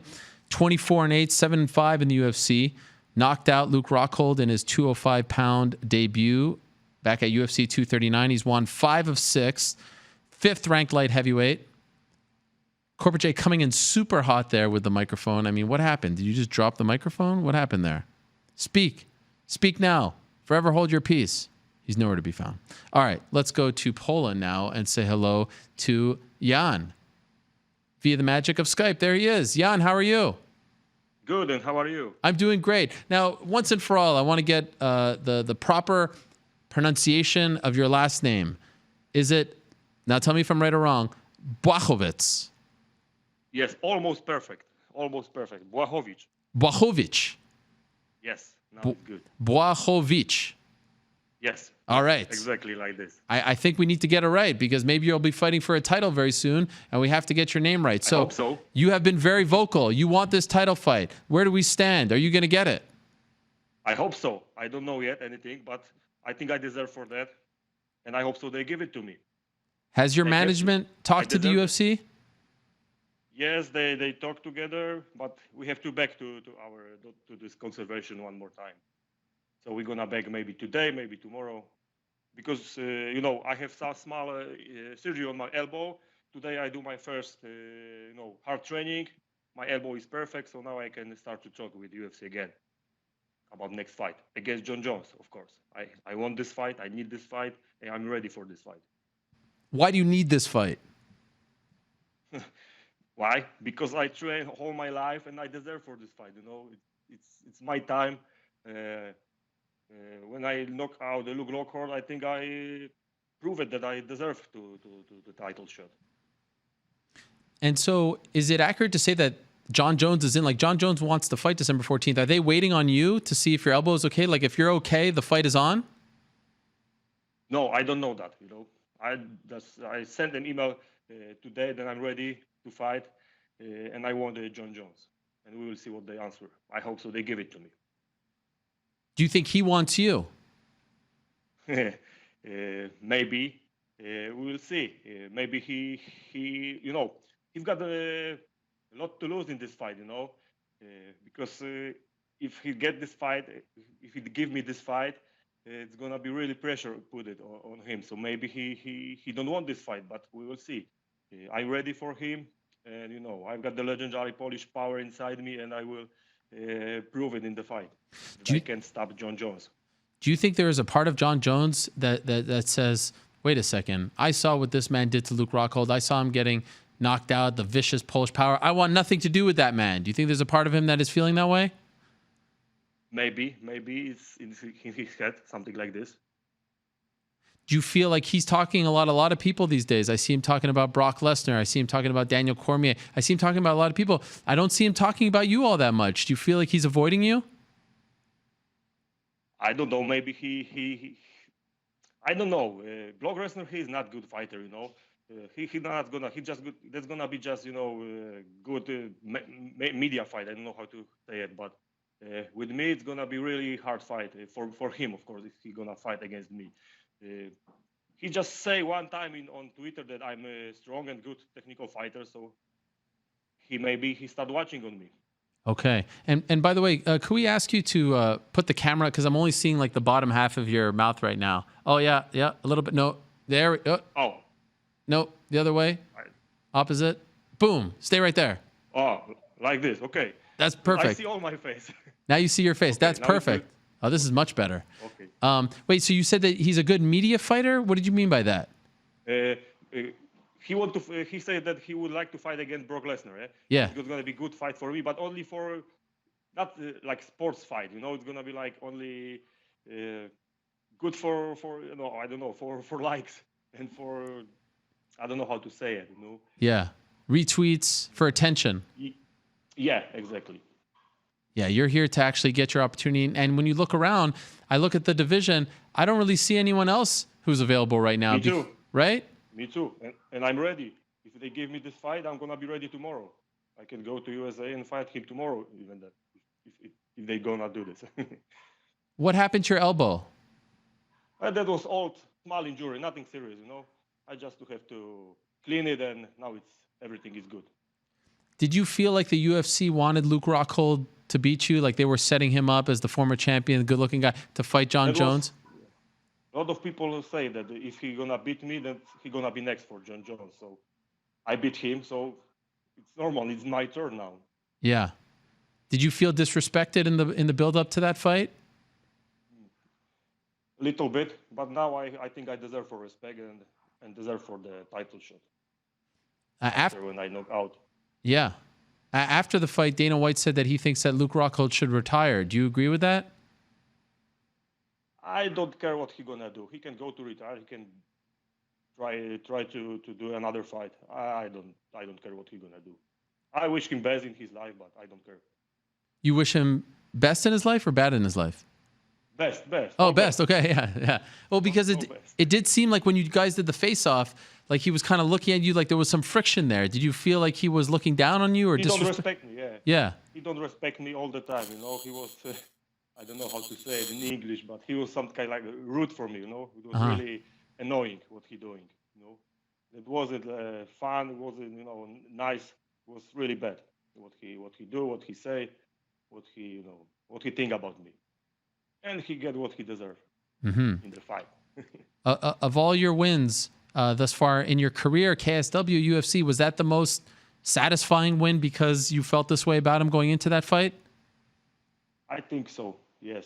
It was a really good fight for me. And, the way when I beat him, it was also taste better, So, yeah, it's one of the best wins in my career. Yeah. And have you been watching John for a long time? Like, have you been studying him, preparing for the opportunity to fight him since he's been in your weight class? Of course. I watch him all the time. He's the best in our division, the best in the world. So I have to watch him, But I've got a way how to stop him. I know how to do this. And if they give me this fight, I prove that I have right and I will stop him. So you know the way already how to stop him? Of course. I know. I've got the plan.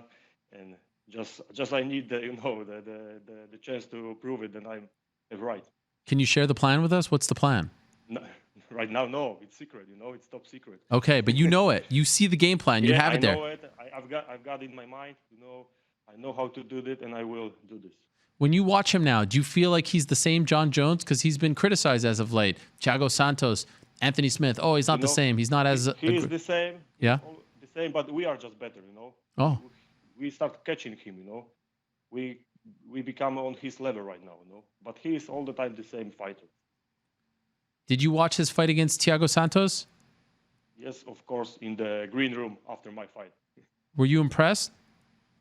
Yeah, although I say this before fight that Thiago, that gonna be really hard fight for John Jones with Thiago. I know it. I fight against Thiago. I trained with him before our fight in Vegas, so I knew it that he is in really good shape, and he's gonna be really good in the fight. And So maybe if he not catch the injury in the first round, maybe he will be much, do better job without the injury. So you feel like the competition has caught up to John. It's not so much that he's gotten worse. The rest of the division has gotten better. Yeah, this is my opinion. Okay. Have they talked dates with you? Like, is December 14th on the table? No, they don't talk me about the dates. I'm gonna be ready wherever they want. Okay. Where do you live now? They give me the chance. I try to look, on you and to see that my face is still on the. No, you're good. You're good. Where are you talking to us from? Position. Where in Poland? From Poland, Warsaw, capital. Wow, Warsaw. I've been there before. Yeah. Nice. You like it? It's a nice place. You Yeah. enjoy the stay? Yeah, it is. It would be a big agree deal with you. to have a Polish male champion, right, in the UFC? Yeah, it will be. It will be gonna be, all Poland waiting for this. Not only Poland, because I got a lot of support from people, not only from Poland, but all over the world, So people also want this fight. Yeah, and have you thought, like, if you get the opportunity to fight John Jones and you could be the first guy to actually beat him, because the one loss he has on his record against Matt Hamill isn't a real loss, right? It was a DQ. Yeah. But your life will change forever. Exactly, and I wait for that. I want that, and I deserve for that, and I believe in it, that I'm the one who can stop John Jones. Okay. When do you think you'll get the word? Do you think this week? Maybe we will see. We will see. Now it's the time for my manager. That's right. You have to do a great job right now. Yes. You win the fights. He has to get you the fight. Exactly. By the way, how many times? I do my job in the cage. Yes. She do, on the email. By the way, how many times have you watched the knockout over Luke Rockhold? Oh, I don't remember. Many times. A lot of times. Couple thousand. Wow. Yeah. Well, it was impressive, and you seem to be the only guy out there. Dominic Reyes fighting Chris Weidman. He was maybe the other guy, but right now, as far as contenders, unless Brock Lesnar comes back, I don't see any other option for John Jones right Me now. too. So I'm ready. I'm gonna be ready. I'm the only one option. John Jones loves my show, by the way. Do you have a message for him? What do you want to say to John Jones, who's probably watching right now? John Jones, if you give me the title shot, you're gonna feel the legendary Polish power, and I promise you, you're gonna get the hardest fight in your life. Thank you. Well, maybe now that he hears that, he's not going to want to give you the fight because he doesn't want to feel the Polish power. I'm waiting for that. I'm just kidding. Well, good luck to you, my friend. It's great to have you on the show. Congrats on your last win over Rockhold, and I hope for your sake that you get that title shot against John Jones. Thank you. Appreciate it. All right. There he is. Jan Blachowicz. Yes. There it is. I nailed it. Thank you, Jan. The Polish power. Again, 24-8, 7-5 in the UFC, but the record is somewhat deceiving because he has won 5 of his last 6 fights. The one loss, of course, to Thiago Santos. So it started off a little slow for him, but these days he's looking very good.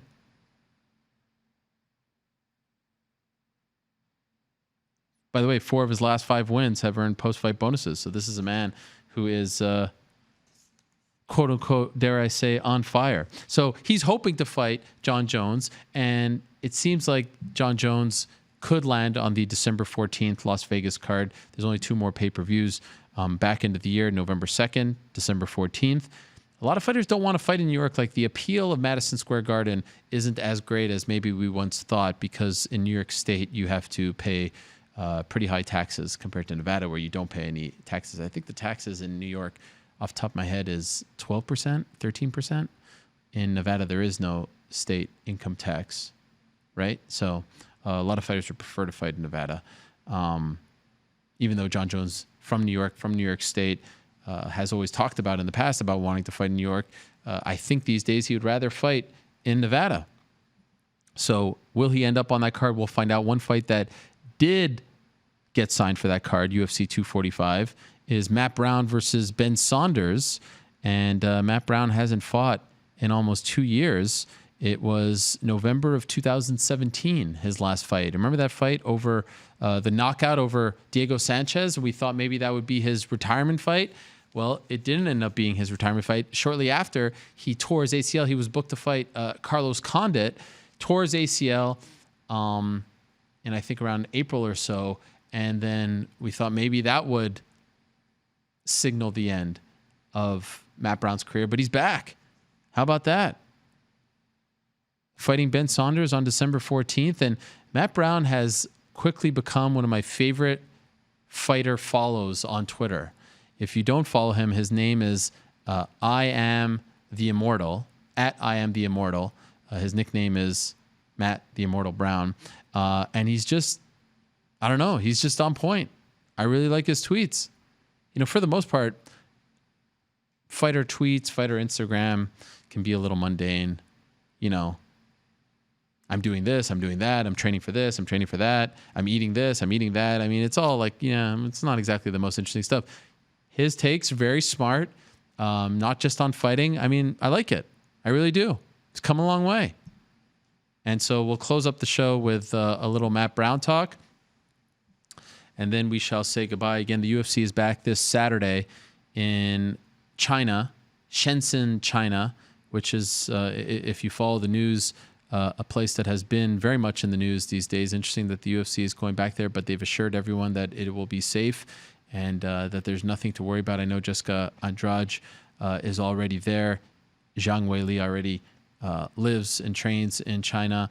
And thus far, I haven't heard. My colleague Mark Ramundi has been following this a little more closely. Thus far, I haven't heard of any issues in terms of getting anyone to China. Before we get to Brown, I do want to send my condolences to the Cormier family. Daniel posted on Saturday that his father passed away, Percy Benoit. If you don't know about Daniel Cormier's story, we highlighted some of it on the E60 profile. He actually lost his biological father when he was 7 years old. On Thanksgiving Day, his biological father was murdered. And his mother remarried a man named Percy Benoit when he was very young. And Daniel was very close, called him his dad, called him his pop, was super close to Percy, was a huge influence on his life. His mom and dad were cage side at his fights throughout his run in the UFC. You see the photo there that Daniel Cormier posted on Instagram on Saturday. His father, unfortunately, passed away due to cancer. He wasn't at the Stipe Miocic fight. He was at the Miocic fight last year and MSG fight last year. That was the last fight that he attended, but was not feeling well and unfortunately passed away on Saturday. And, you know, I will be honest, my heart breaks for Daniel Cormier. It has been a hard week for him. You know, he lost to Stipe, and we know how hard he takes these losses. And he was obviously very down afterwards, and his future in doubt, and wanting to end on top and wanting to retire as champion. 3 days after the loss, he goes to Texas A&M and speaks to the football team there. He had agreed to this before the fight. Probably deep down inside, didn't really feel like leaving his house, didn't feel like going there, didn't feel like, you know, uplifting others and being, a positive example. But he went there. There was a clip posted. I retweeted it last Thursday, sharing his story, being a positive role model for the kids. Went there, did it with a smile, and then unfortunately, just a few days later, loses his father. And then, in like the cruelest of coincidences, this footage comes out on Thursday from the Thrill and Agony video series from the UFC, where Stipe's in the back and he wins the fight. and he's on the trainer's table, and he's FaceTiming with his dad, who tells him that he is now cancer-free. We didn't know this about Stipe, that he was dealing with that. And so, I mean, that juxtaposition right there, obviously very happy for Stipe. I mean, that's an amazing, I can't imagine the feelings that night. You win the belt, you get your belt back, and then you find out, most importantly, that your dad is cancer-free. And if you're Daniel Cormier, you see that, I mean, your heart just breaks. And so I just wanted to send my condolences to the Cormier family. It obviously has not been an easy time, and he has had a lot of heartbreak in his life. And I know everyone thinks very highly of him and wishes him the best. And I just wanted to echo that sentiment as well, and send our condolences, thoughts, and our best wishes to his family. And may Percy rest in peace. He was a great man. I had the pleasure of meeting him a couple times and was just very proud of his son, Daniel. And I just feel really bad for him right now. So wanted to say that before we say hello to our final guest of the day. As I said, he is returning to action on December 14th against Ben Saunders. Nice surprise on Saturday morning, waking up to this news. Didn't know if he would fight again. He is the one and only Matt the Immortal Brown. There he is. Matt, how are you? Very good. How are you? It's great to have you on the show, Matt. I really appreciate it. So you're back. I wasn't sure if you were going to fight again. What led to the decision of coming back and resuming the career? I love fighting, man. It goes about that far. And to focus a lot on being a better martial artist. I'm learning a lot about the real, not just being a fighter, but being a martial artist, being a teacher, helping others along their way. And I think there's nothing more that I could do to inspire, lead, motivate others, and get in there and do it again. When you beat Diego Sanchez in November of 2017, did you think that was your last fight at the time? Yeah, I did. You said you were done.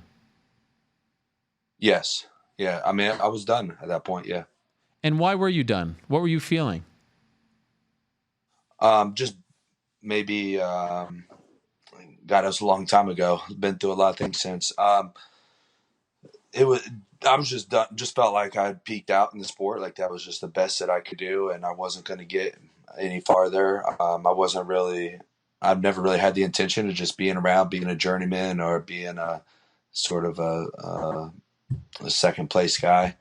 And I really enjoy coaching. I've always liked helping others, and I think I'll make a better coach than I will fighter. And I like to kind of focus on that more. And I've done that just a little bit now, but I think I'm ready to fight more. I think I got more fight left in me, and I would like to make another run, see how far I can go. So shortly after that fight, you get offered the fight against Carlos Condit, which we've all been looking forward to for a long time. But unfortunately, that fight gets canceled because you tore your ACL. And I actually went back, when we were texting about you coming on the show, I went back to our conversation when that news came out. And I asked you if maybe this would signal the end of your career. And you said you can't really think about that right now. You were just dealing with the unfortunate news. Do you remember how you felt when you found out, like, ACL probably out for a year or more after, thinking that you were done? You get the Condit fight, you're excited about that, and then you suffer this setback. How did you deal with that mentally? Yeah. I was just ready to just move on to the next thing. That's all it was about, right? Just keep your head down, move forward, bite down your mouthpiece and go forward and take another shot at it. But yeah, like I came back to fight Condit, but I wasn't really trying to come back at that point. I was just coming back just to fight Condit because I think that'd be a great fight. So, now this time I'm coming back to come back, I believe. We'll see how it goes through camp and everything, but that's my belief right now. I think I've learned more in the past couple of years than I have probably in the past 10 years. So I think I can do some good things and make some good fights out there and entertain the fans and, just see what I can do, man. So that rehab, what was that like? Like mentally, to go through that at this stage of your career, did you find it difficult at first, or were you just No, you were just determined to get through it. Yeah, it's nothing. I mean, it's just working out every day is all it is. Okay. Was it harder or easier than you thought it would be? I mean, ACL rehab, I've heard, is very tough. Yeah, me and Joe Lazan were talking about that one day, and I think he said it perfectly. He's like, rehab is just tough for those people that just don't want to do the exercises. Okay. That's a pretty easy way of putting it. Yeah, it's not that hard. Right. Yeah, you just go work out. Like that's all you're doing, like for rehab. I mean, you got to rest. Like you're not able to do what you want to do. Not able to get on the mats and roll. Things like that's what's hard. But to do the actual rehab, I mean, like you literally just got to go do exercises. I don't know why people say it's so hard. Did you know the whole time you were coming back, you weren't just rehabbing to get back to 100%, you were rehabbing to come back and fight? No, I never knew that really until earlier this year. Okay, when did you make the decision? I think I texted Sean in like June. So yeah, it's been, I don't know, it took a little while to get a fight. Usually it happens faster than that, but I think I texted him in June. I just looked back there today to see, I think it was in June. And yeah, so I'm just ready to fight now. And did you like this fight, this offer against Ben Saunders? Yeah. I mean, you know, he's a long time guy. He's been in there longer than me. So yeah, I think, you know, it's a good fight to come back to. I think we'll have some fun. He loves to clinch. He's got a great ground game. So I think we'll put on a good fight for the fans, and that's what it's all about. And so when you get this opportunity, like you're ready in June, December, did you feel like that was a little too far away? Would you have preferred to come back a little sooner? Yeah, it's whatever. I mean, I just like fighting, man. I'm just happy to be back in there, able to do what I love. It's really all about, you know, for me,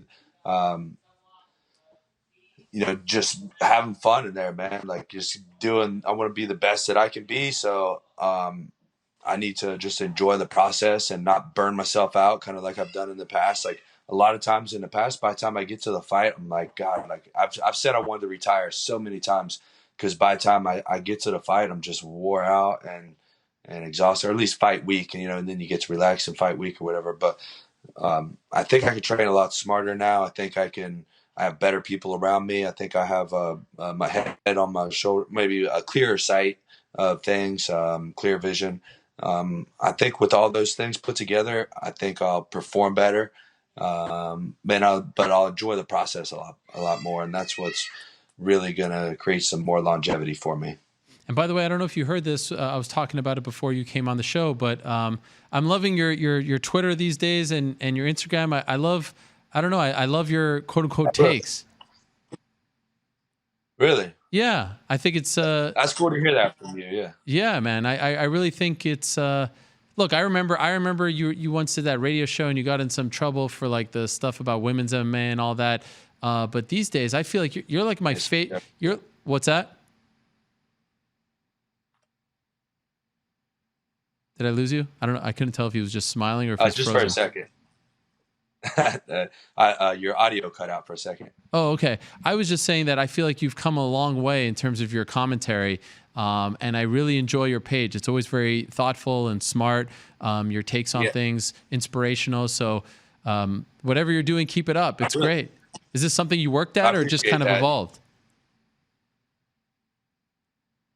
To that, that's cool that you say that because I do put a lot of thought behind my social media these days. Like I don't treat it like, you know, for the longest time, I mean, I had social media. I was like, what do I tweet or what do I post on Instagram?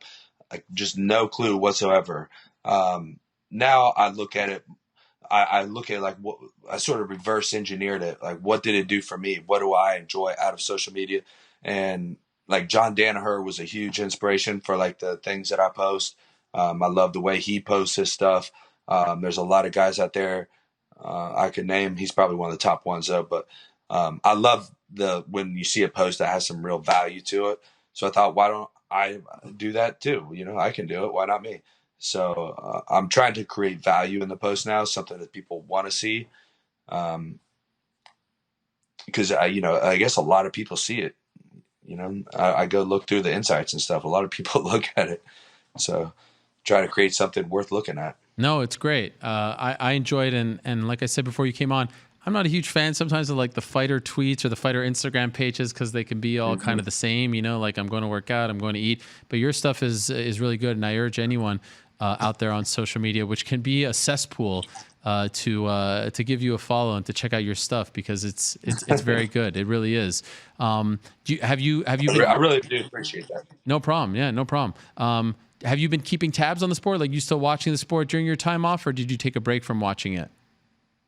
I've kind of been going in waves, man. I opened my gym about a year ago, and that keeps me really, really busy. So usually on like Saturday nights now, like when the fights are going on, if I'm not with my kids, I'm in the gym.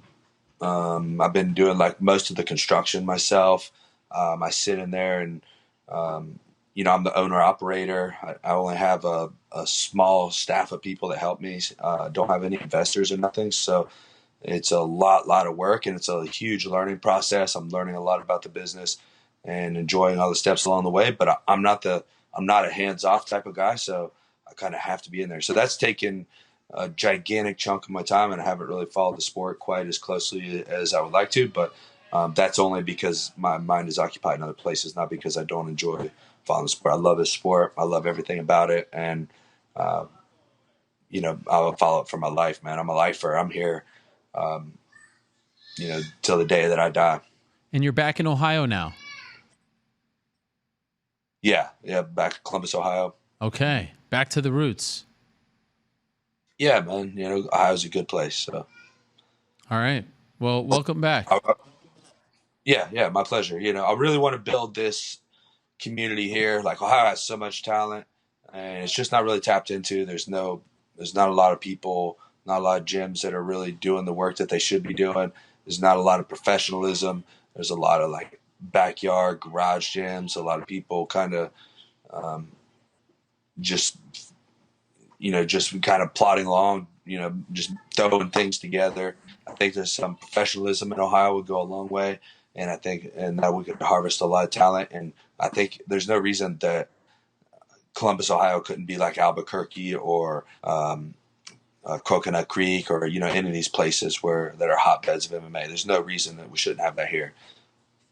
Okay, you will lead the charge, Matt. I think it's great what you're doing, and I love the fact that later in life you're assuming this role as a leader, coach, but also coming back. You're still not. I mean, what are you? 36, right? 36. 38. 38. No big deal. You're a young buck. Yeah, I don't feel like I'm 38 years old, so I think I can do whatever I need to do. The only difference now is like when I do look at the division and stuff. I mean the landscape has changed, man. It's a different sport than it was 10 years ago when I started in UFC, and the divisions and the athletes have grown immensely. So I got a lot of catch up to do, and that's why I really have to be really improve my martial arts and work them, stringently every day. Let's end on this. One of the top contenders in your weight class is a guy named Colby Covington. Are you a fan of his? I get his gimmick. I don't think anybody's a fan of his, but I get the gimmick. And we certainly watch him. So, he's getting paid, and we're watching him do it. And he looked really good against Lawler, very impressive. So, I'm not so much like not fan. There's certain guys I like watching fight. There's certain guys I don't like watching fight. The part of the sport that I don't follow is sort of the behind the scenes. This guy said this guy said that type of thing. I'm really a fan of the long and. Colby looked great against Lawler, so I think it's going to be a great fight with him and Usman. They match up really well together to make an exciting fight. Great to have you back on the show, Matt. Welcome back. Great story. Great that you're fully healthy again and resuming your career. Again, Matt returns to action December 14th in Las Vegas against a fellow veteran, Ben Saunders. Thank you for doing this, Matt. I appreciate it. Thank you, sir. Thank you for having me. All right, there he is, Matt Brown. Matt the Immortal Brown. Appreciate his time. So a lot of talk about December 14th, November 2nd, a lot going on. But again, UFC back this weekend in China. That's the next show. I think there's one more Contender Series show on Tuesday, Tuesday. And yeah, there's Contender Series, there's LFA, and that's pretty much it. A reminder, we're actually off next Monday because it's Labor Day, but we are back Tuesday. When I said Tuesday, it reminded me that we're back on Tuesday at 1:30 Eastern. Corporate Jake is telling me. Why 1:30 again? Someone else is using the studio, right? Correct. So same studio, different time, different day. Next Tuesday, that will be August. No, we'll be in September already? Oh my gosh, how depressing. September. We'll be in September already. Next Tuesday, whatever day that is, at 1:30 will be the next show. No Monday, Tuesday. We're not missing the week. We're just going another day. You hear me? All right, we're good. Okay, I think I'm good for the day. Thank you very much to all of you. Thanks to all our guests. It's been a fun day. I appreciate all of you tuning in. And I appreciate all our guests who joined us today. 6 a.m. main card on Saturday. I love those 6 a.m. main cards, if I'm being honest, because they end at, what, like 9 a.m.? It's great. Eastern time, of course. It's great. I love it. It's a little different. And it's Jessica Andrade making her first title defense against Zhang Weili. Will history be made? We shall find out. For now, though, we shall say goodbye. Thank you very much to Nick Newell. Congratulations to him. Hopefully he gets that long-term deal. Thank you very much to Paige VanZant and Austin Vanderford. Thank you to them for coming in studio. And how about, I'm going to keep these. And we're going to have, as I'm about to drop it, we're going to have more of these Newlywed games, all right? Maybe we'll use them for something else as well. Thank you very much to the one and only Brok Weaver. Great stuff from him. Great to meet him for the first time. Thank you very much to Germaine Randamie. Good luck to her. Thank you very much to the one and only Bret Hart, the legend, my hero. Thank you very much to Jan Blachowicz. And thank you very much to Matt Brown. Welcome back to him as well. If you missed anything, check it out. iTunes, Apple Podcasts, Google Podcasts, YouTube, Twitter, all those places and more. Back next week, same time and place. Until then, I say peace. I'm out of here.